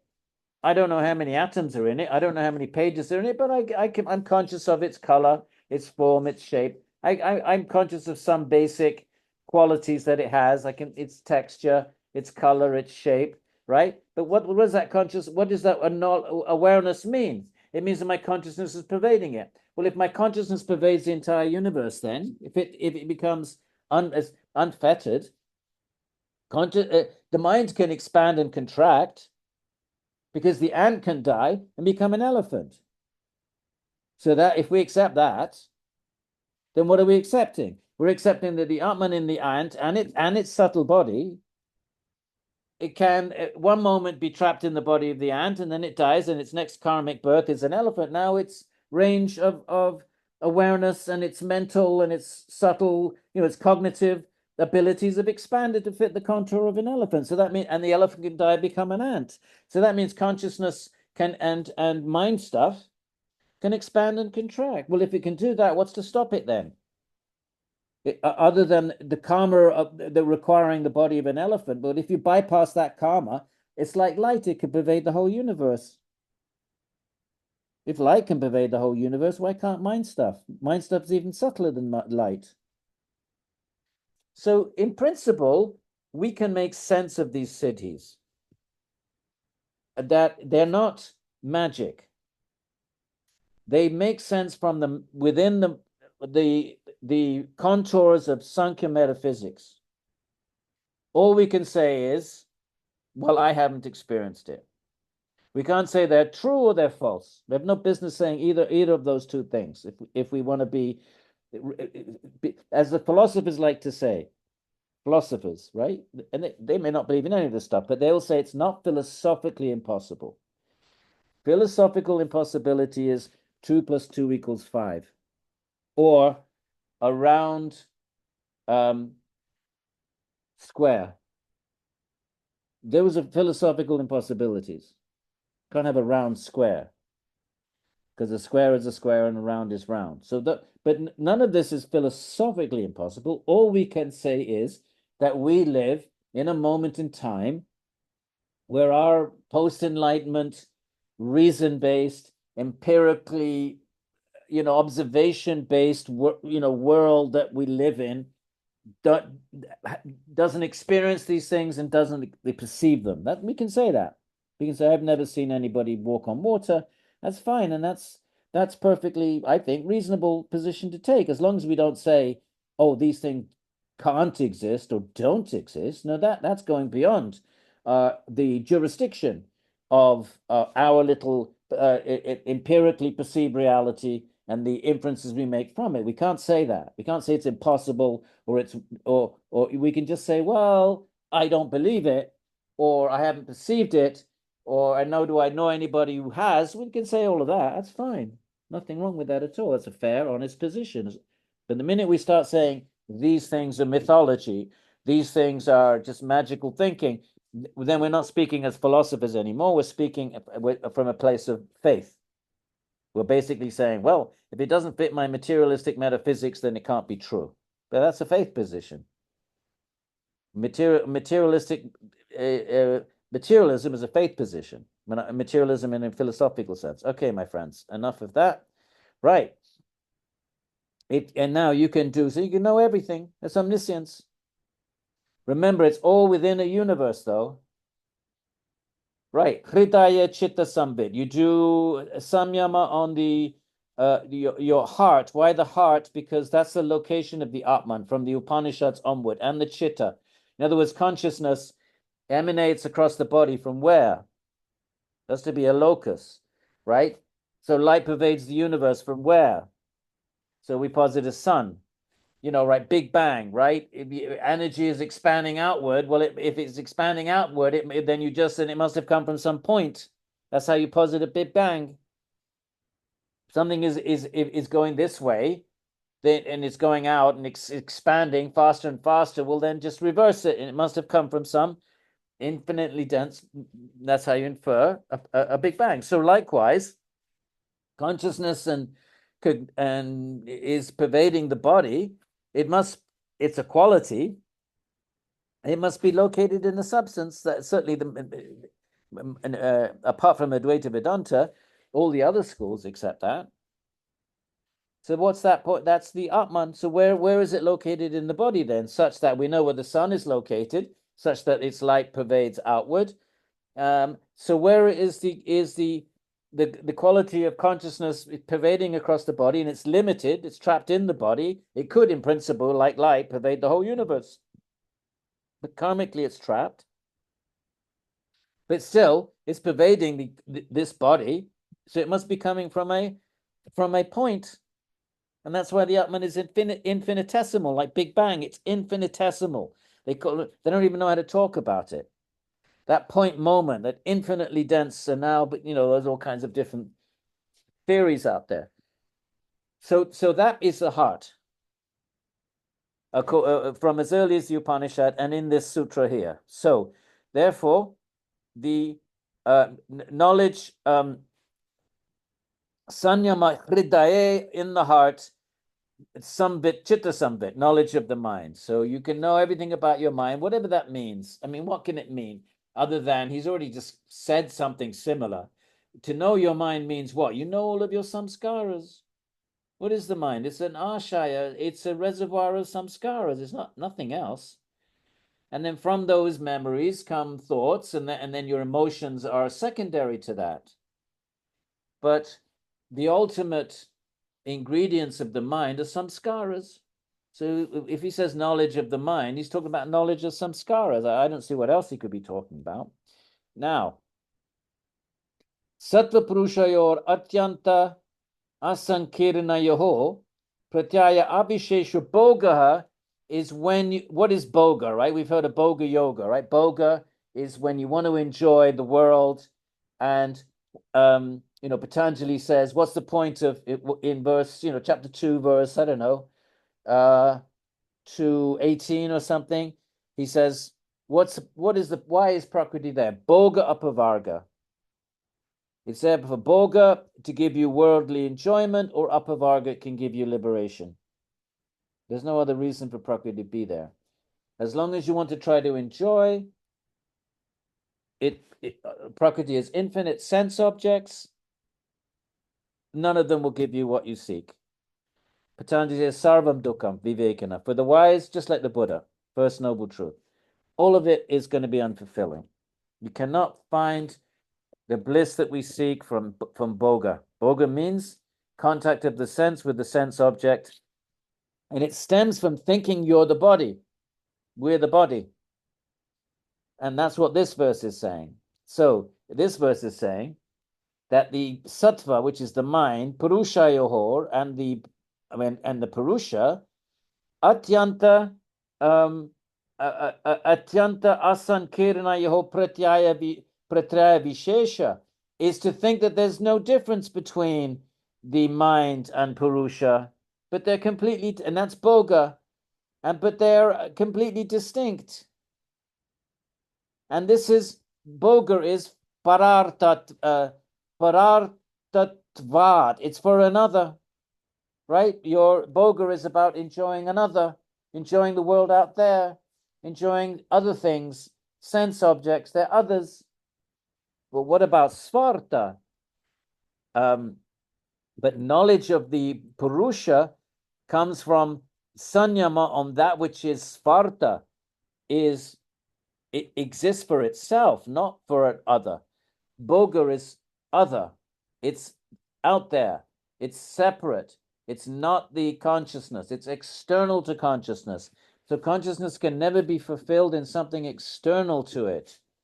It can only be fulfilled by Svarupa Vastanam, as Patanjali says in the very third verse, by experiencing its own nature, Svarupa. But boga it basically is a definition of asmita. What is asmita? Remember when he defined asmita? Asmita is to think there's no difference between drishtayo shakti, between the seer and the instruments of perception. Drashtra, I forget how he puts it. Drashtra, the seer and the seeing powers. They're two different things. One is the seer and one of the instruments. Consciousness is the seer, the instruments is the senses and the minds. They're two different things. What is asmita? Ekatvata eva. To think that they're one and the same.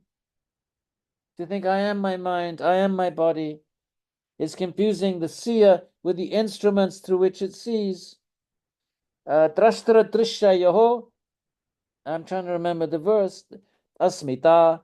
Drashtra. Sanyogo heya hetuhu. Pardon? Drashtra drishyayoho sanyogo heya hetuhu. No. It go to the kleshas, and there's avidya, and then the next one is asmita, and it starts with drashtra drishyayoho ekatvata eva asmita. Drashtra drishyayoho ekatvata eva asmita. You can check that. So the seer and the drashtra drishyayoho, and can you just check the verse? It's in the second chapter. 2:6. Look at the kleshas right up there, like verse 7, 8 in the second chapter. This Drigdarshana Shaktyor Ekatma Te Vasmita. Ekatmata eva asmita. So darshana shakti, drashtra, darshana shaktayor, ekatvata eva asmita. To think that the seer and the shaktis, which are the pranas, the darshana, the shaktis which allow you to see and to smell To think they're one and the same, that's asmita. To think I am my mind and my body. So anyway, so when we make that mistake, then boga is to think there's no difference between the mind and the self. I am my mind. And that boga, and even though they're completely distinct, the self is not the mind. So boga is when we think we're the mind, and then we think I desire, I'm happy, I'm sad, I want this, I want that. Whereas consciousness is it's completely fulfilled in its own nature. Swarupa vastanam. So that's the verse is basically is re-articulating what it said earlier on.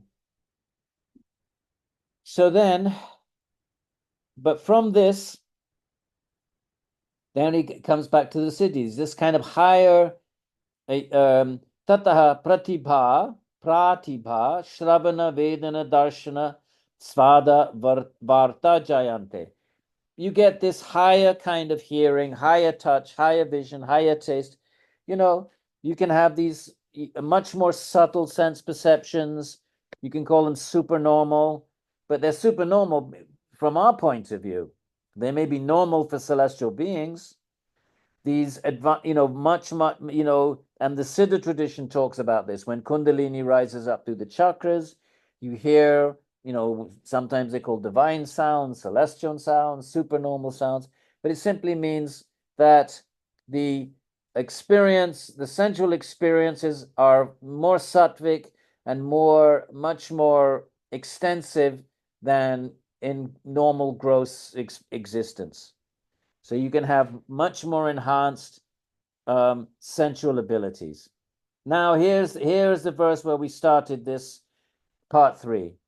Te samadao, please make a note of this verse, my friends. For me, this is the most important verse in this chapter. Te samadao, it says av, but it's au. Upasargaha, they are obstacles to samadhi. Obstacles. Vyutane siddhaya. They're considered cities for those whose minds are outwardly flowing. Who's going to be interested in cities? People that want to still enjoy prakriti. They want to enjoy boga. They want to, do cool things and have supernormal sensual abilities and the strength of an elephant and know their past lives and read the minds of others and levitate. It's all cool stuff. No one's denying. But those whose minds are still interested in prakriti, that means the minds are outgoing. Outgoing means out there. What's out there? Prakriti.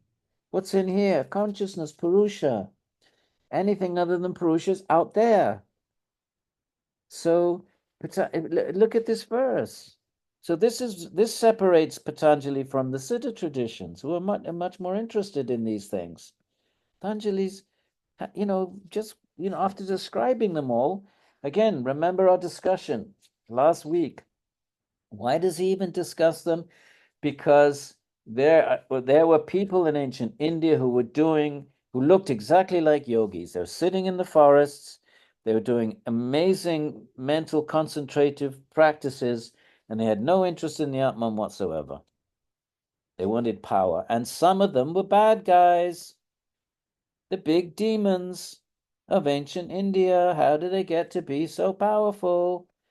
They did Chitta Vritti Nirodha practices, but they had no interest in the Purusha, in Svarupa Vastanam. They wanted powers. And I told you the Hiranyakasipu did Ekapada Hastasana for 1,000 years or 10,000 years. And the ants ate his body. It was just a skeleton with the pranas circulating. So you can get these powers, and from remember the 5 different ways. One of them is tapas. Next chapter 4, we will see the 5 ways you get these cities. Okay, so please make a big note of this, that these are obstacles to yoga, to samadhi, Because if you get the siddhis, you're going to be, whatever you're doing, you're going to be experiencing supernormal sensations. You're going to be reading people's minds. You're going to be levitating. You're not going to be Svarupa Vastana Ning. You're not going to be absorbed in your own, your pure consciousness. They are obstacles to samadhi. They are only siddhis for those whose minds are outward going. Okay? Take it or leave it. Right. So you can enter the bodies of others. Verse 38. Bandha karana shaitilya. Here I've been saying this all along. From loosening the bonds of karma. You can enter into the bodies of others. And by knowledge of the passageways of the mind, prachara samvedanat, by knowing the passageways, and again, these passageways would be the nadis. They would be the nadis. So if that's what you want, you can enter the bodies of others. Why would you want to do it? For example, I'll give you a story of a great Vedantan, Shankara, the founder of Advaita Vedanta. And according to, some hagiographies, he's debating Mimamsa. He's debating, who would he have been debating? One of the great Mimamsakas. And he is winning the debate. I maybe get this a little bit wrong. It doesn't matter. It doesn't matter if you can go online and fix it if I get a few details wrong. So then it's Mandana Mishra maybe is the Mimamsa that's debating him, who has his wife who's actually smarter than the both of them. And so then she asks a question to Shankar about sexual pleasure. And Shankar has been a sannyasi since the age of 5. He's never experienced, conjugal pleasure. So he can't answer the question. And somehow or other, the debate now all of a sudden shifts in his disfavor. So then he has this siddhi that we're talking about. And he leaves his body and he enters the body of a dying king and reactivates that body and engages in conjugal pleasure with his wives. And then he comes back to his sannyasi body and comes back in and he's able to answer the question of Mandana Mishra's wife and wins the debate. So then Mandana Mishra becomes one of his first disciple and one of the 4 great disciples of the Shankara. Anyway, the point is what?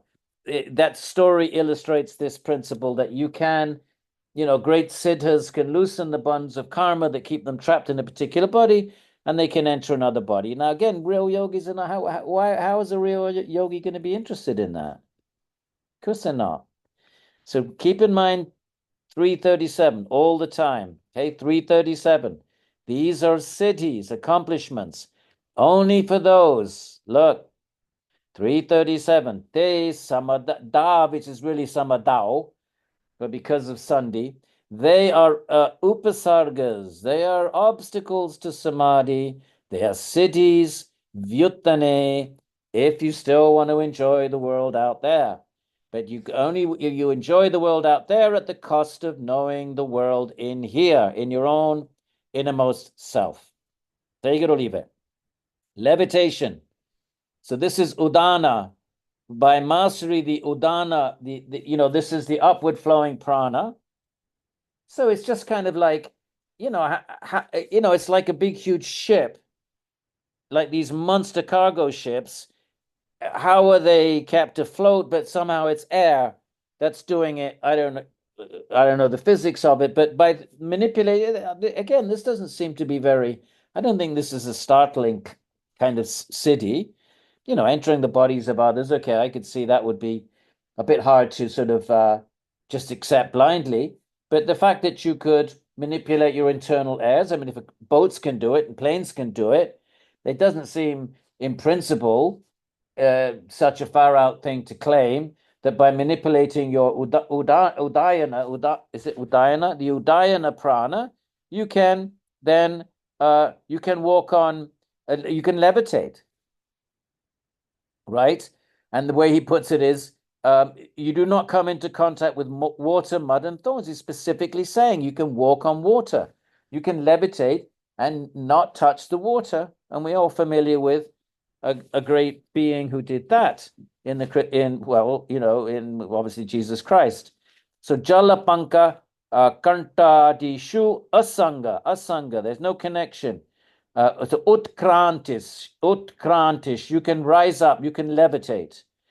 But again, not magic, nothing magical, not a miracle, but simply manipulating prana. So there are no what.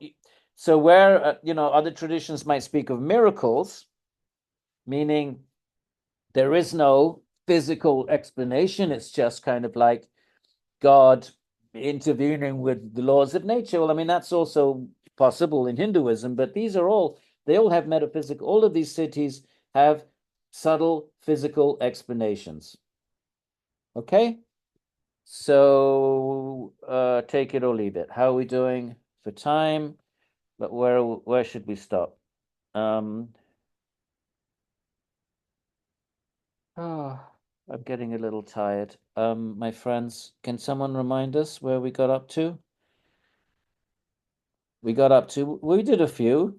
So then we'll do 339, yeah. Yeah, we should be able to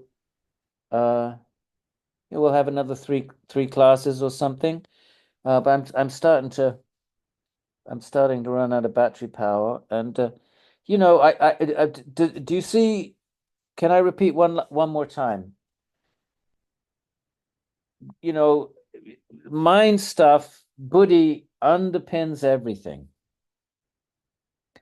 In principle, I mean, there are now physicists, in philosophy, the what is it called?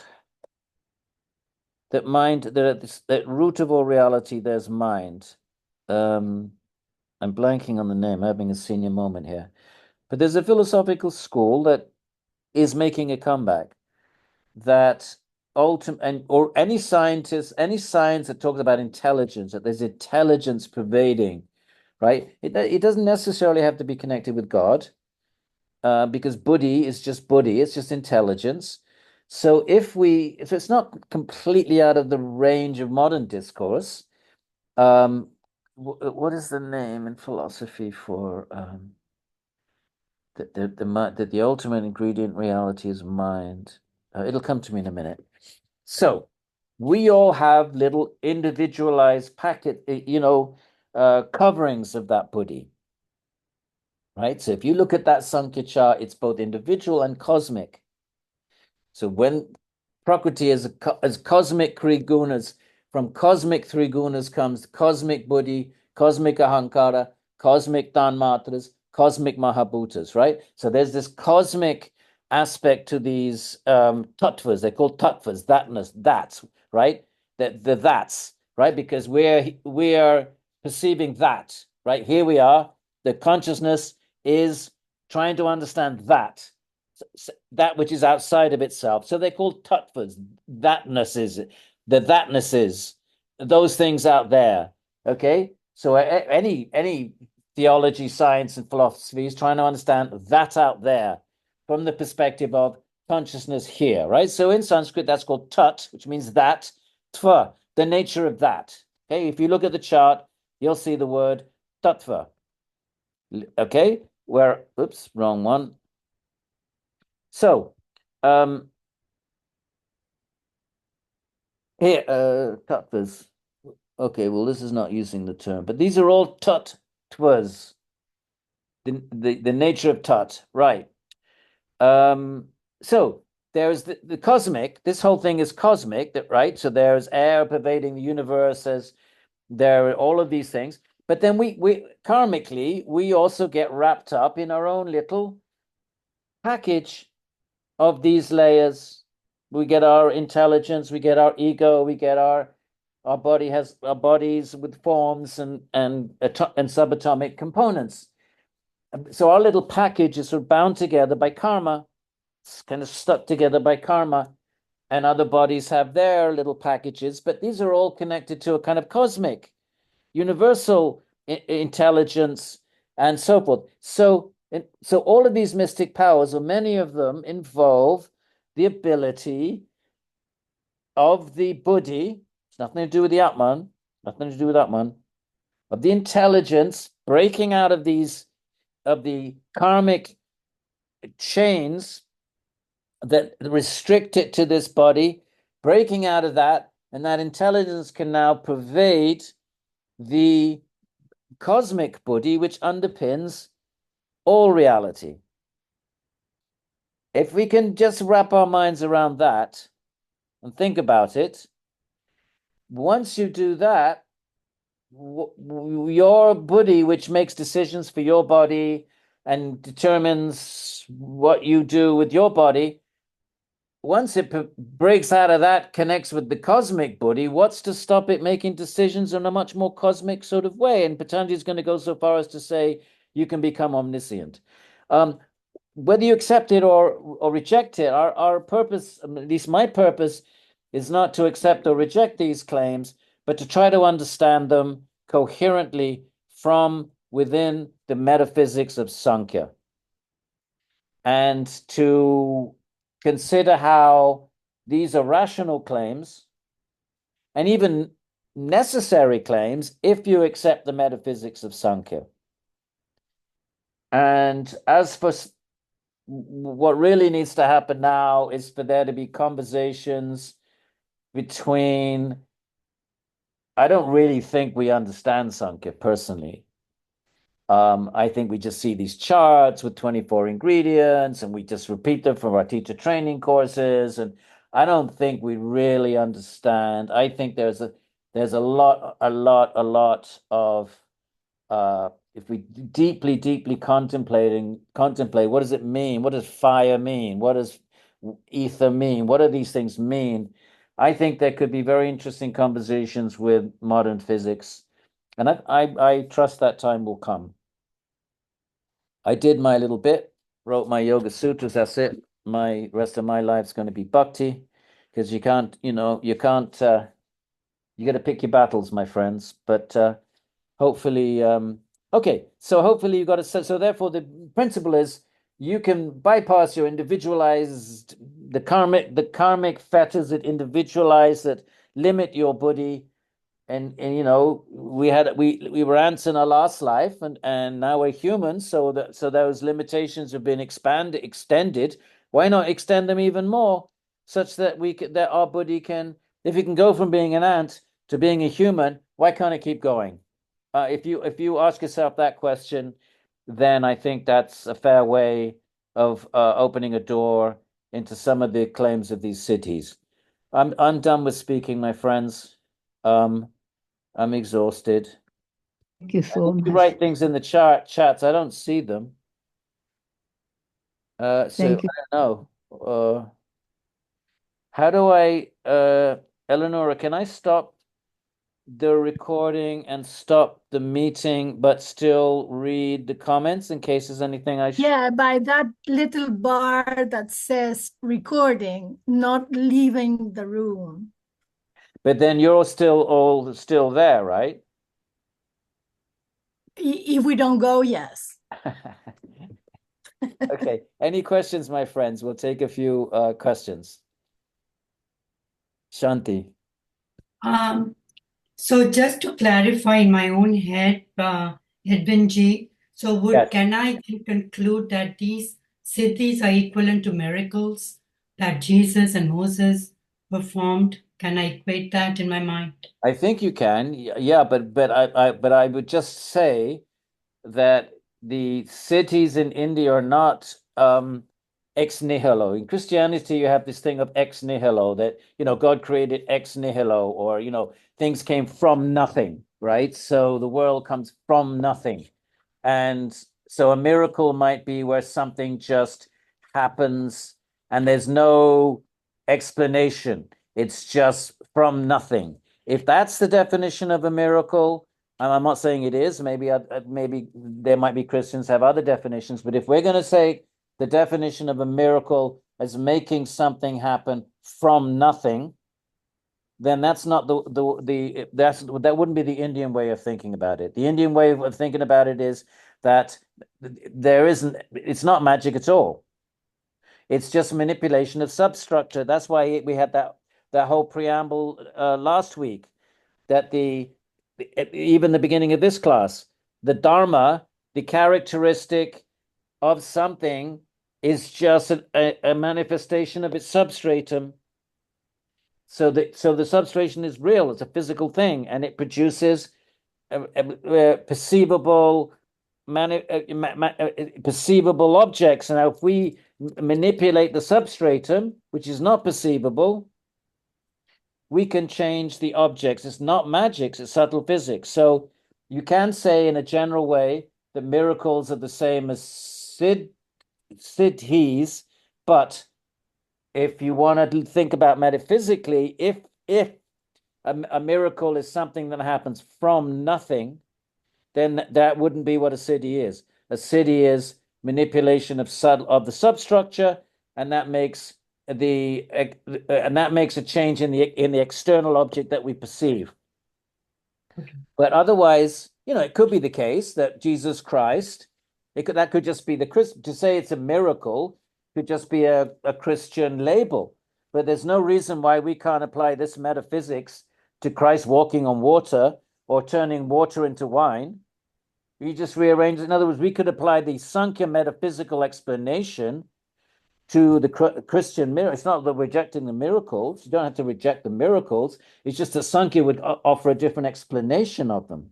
It wouldn't just say something happened from nothing. That would not be. Sankhya philosophers.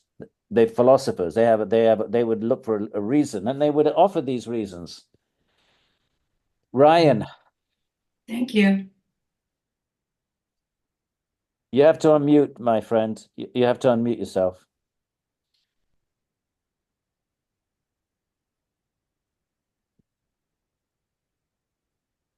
You're muted. I'll come back to you, Ryan. If you can figure that out, I'll come back to you. Just and then we have Oleg. Namaskar, Oleg. Thank you, Professor Bryant. You're welcome. My question is, what is the relationship between ahamkara and asmita as a klesha? Both of them has this ego kind of translation or connotation, and I'm trying to capture or grasp what is the connection between the two. Thank you. It's just a difference. It's the same thing, but the Yoga Sutra is about the self. It's about the asmi. Who am I? So therefore, one of these samadhis is asmita, is when the mind reflects the consciousness back to itself and consciousness sees itself, asmi. The Gita is about action in the world.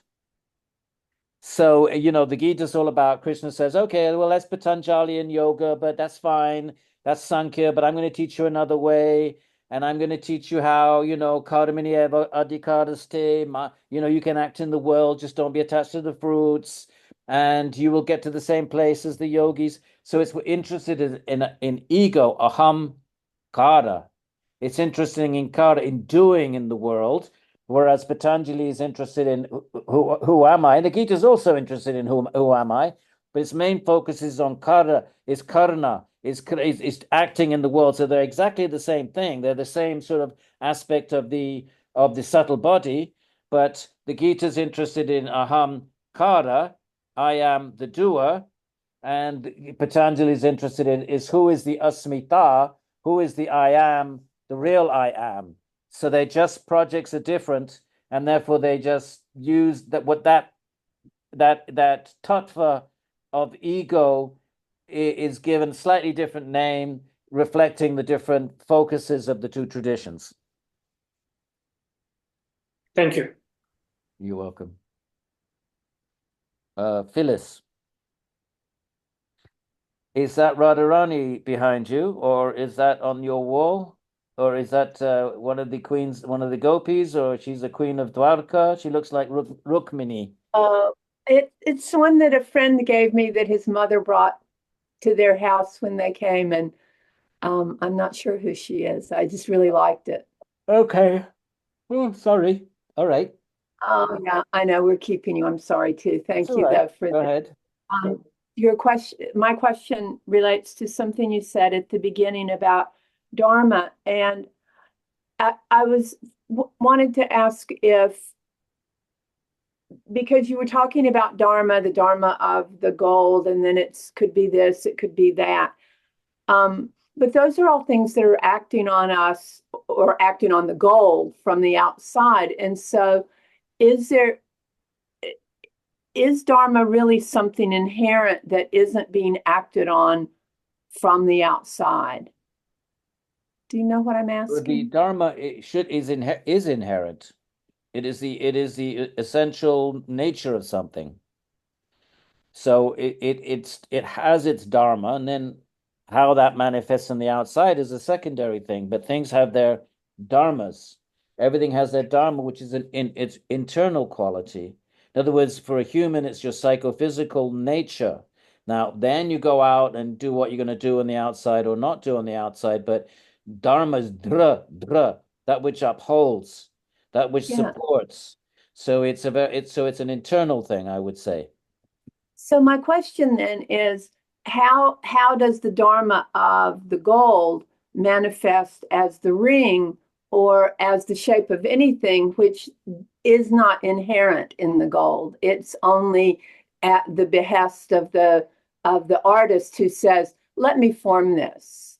Because the Dharma is changeable, but the Dharmin is the substratum. The Dharmin is the substratum, it's the clay.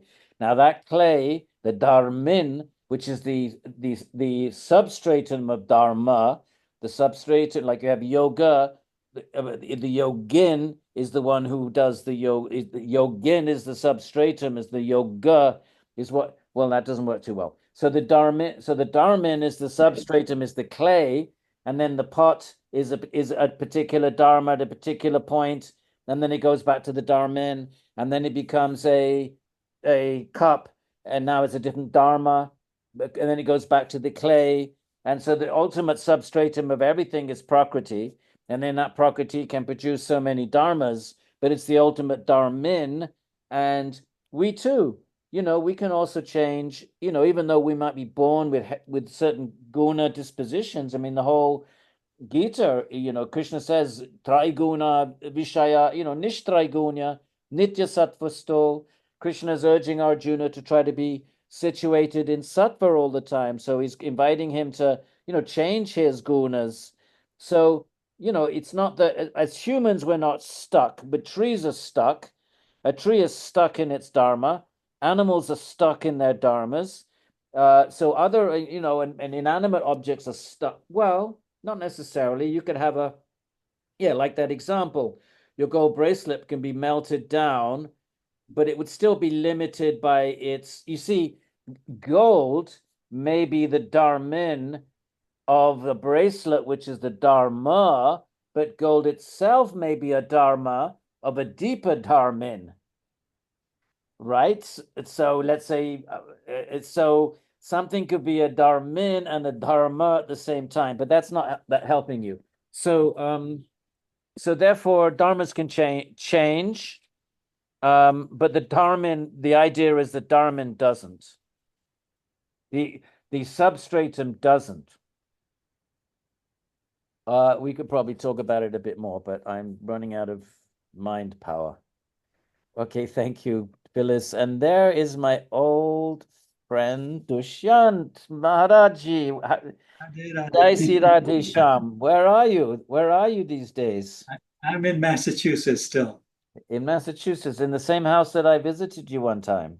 Yes, same place. Yeah. Dushyant, you have been faithfully sending me Christmas cards for the last almost half a century now. What, at least certainly more than quarter of a century. It's been a few decades, yes. It's been yes. decades. Well, you look Good great. to You look Thank you. You you're do looking too. good Yes. shape. Are you doing yoga and stuff? I am doing yoga, continuing with that.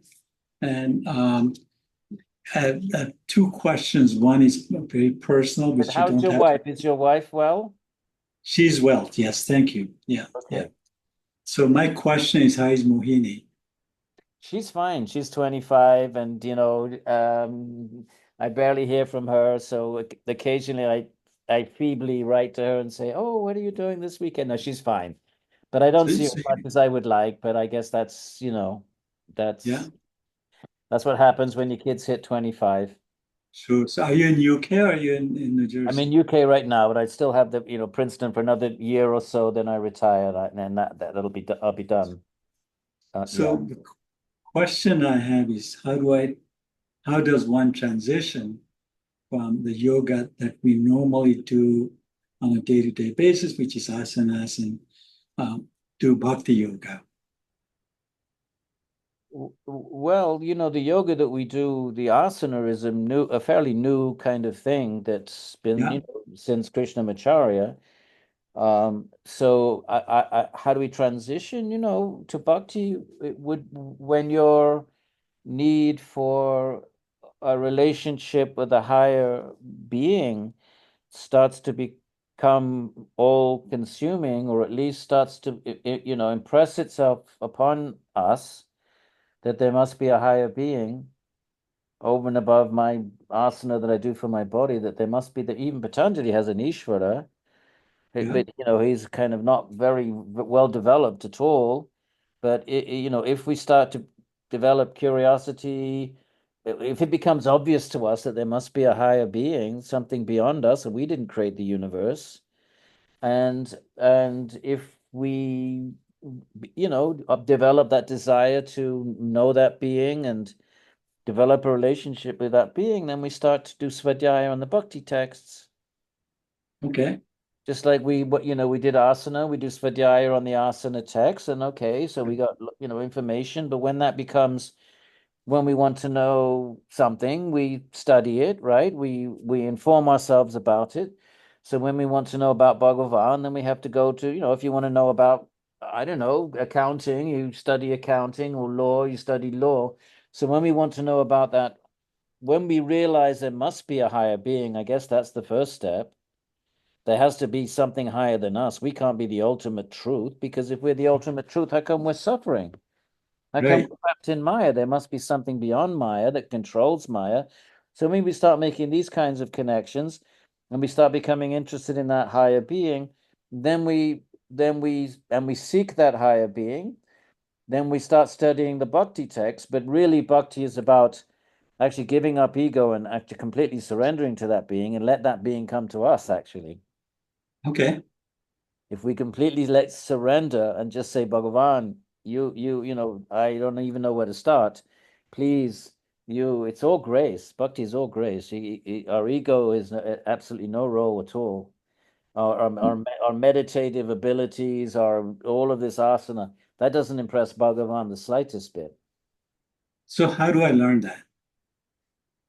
Well, start to read bhakti text, number one, and number two, surrender. Surrender, just completely and utterly. My bhakti path began. I shared this story, Prashant. I was sitting in 1978, sitting on a bus in North India, and I'd come to India to seek God, and I made a vow I'll never go back to the West, blah blah blah. And I remember sitting in a bus in Dharamsala, that area up northwest, and completely, and I was absolutely miserable. I was existentially tormented. I hadn't found anything that was working for me spiritually. I was, I completely renounced everything. I'd done all these other things, but I'd gotten nowhere. And I sat on the bus and I completely and utterly surrendered to something higher than myself. That was it. It was something higher than myself. Within 2 weeks, I was in Brindavan. I never heard of Brindavan, knew nothing about it. It was a total accident. I got off the train, completely accident. I mean, I won't go into the story. The point I'm making is there was an act of total, helpless humility and surrender. And bang, that's the magnet. And Bhagavan immediately reciprocates with that. And that's bhakti. That's the beginning. So And you found that in Vrindavan. for me, that You, I didn't, I was brought there. I never heard of yeah, the place. yeah, yeah. So whatever, I don't know what it will be for anybody else, but I do know that all Bhakti traditions stress that complete and utter surrender. So it's not even about reading. I mean, you know, obviously you can read the Bhakti Shastras, but I don't really think it's really about surrender. And then the Bhakti Shastras, you know, they give us more information. They tell us how to do our rituals. They give us role models, great bhaktas, so that we can sort of have some sense of what the path looks like and what the high levels are. So all of that is there, but the core of it is complete and utter helpless surrender, which is the opposite of Patanjali, because Patanjali is all about willpower and determination. In a sense, it's about ego. It's about, you know, the mind wanders off, you force it back, the mind wanders off, you force it back. It's kind of, there's a lot of, it's all about your own yogic virtuosity. I mean, okay, there's Ishwar Pranidhana, but even then, it's, you know, there's a lot of your own. Bhakti is the opposite. It's about total surrender. So are there any books you suggest that would be good You starting know, point? I'm gonna for me it's the Bhagavata Purana, right? I mean that if I Okay. had one book and I would, you know, as I said before, and if I was to be stranded on a desert island, it would be the Bhagavata Purana. Okay. I would recommend that. Prashantji, I'm sorry, Dushyant, I'm fading, and I'm gonna have to bid you Thank all you. good night. So Jai Sri Radhe Sham, everybody. Jai Sri Radhe Sham. I'm going to stop Thank you. recording and just quickly flick through these messages in case I need to know anything. Okay. Yeah, everybody, you're welcome to. I'm just going to stay for a few minutes and read the chat or just flick through it.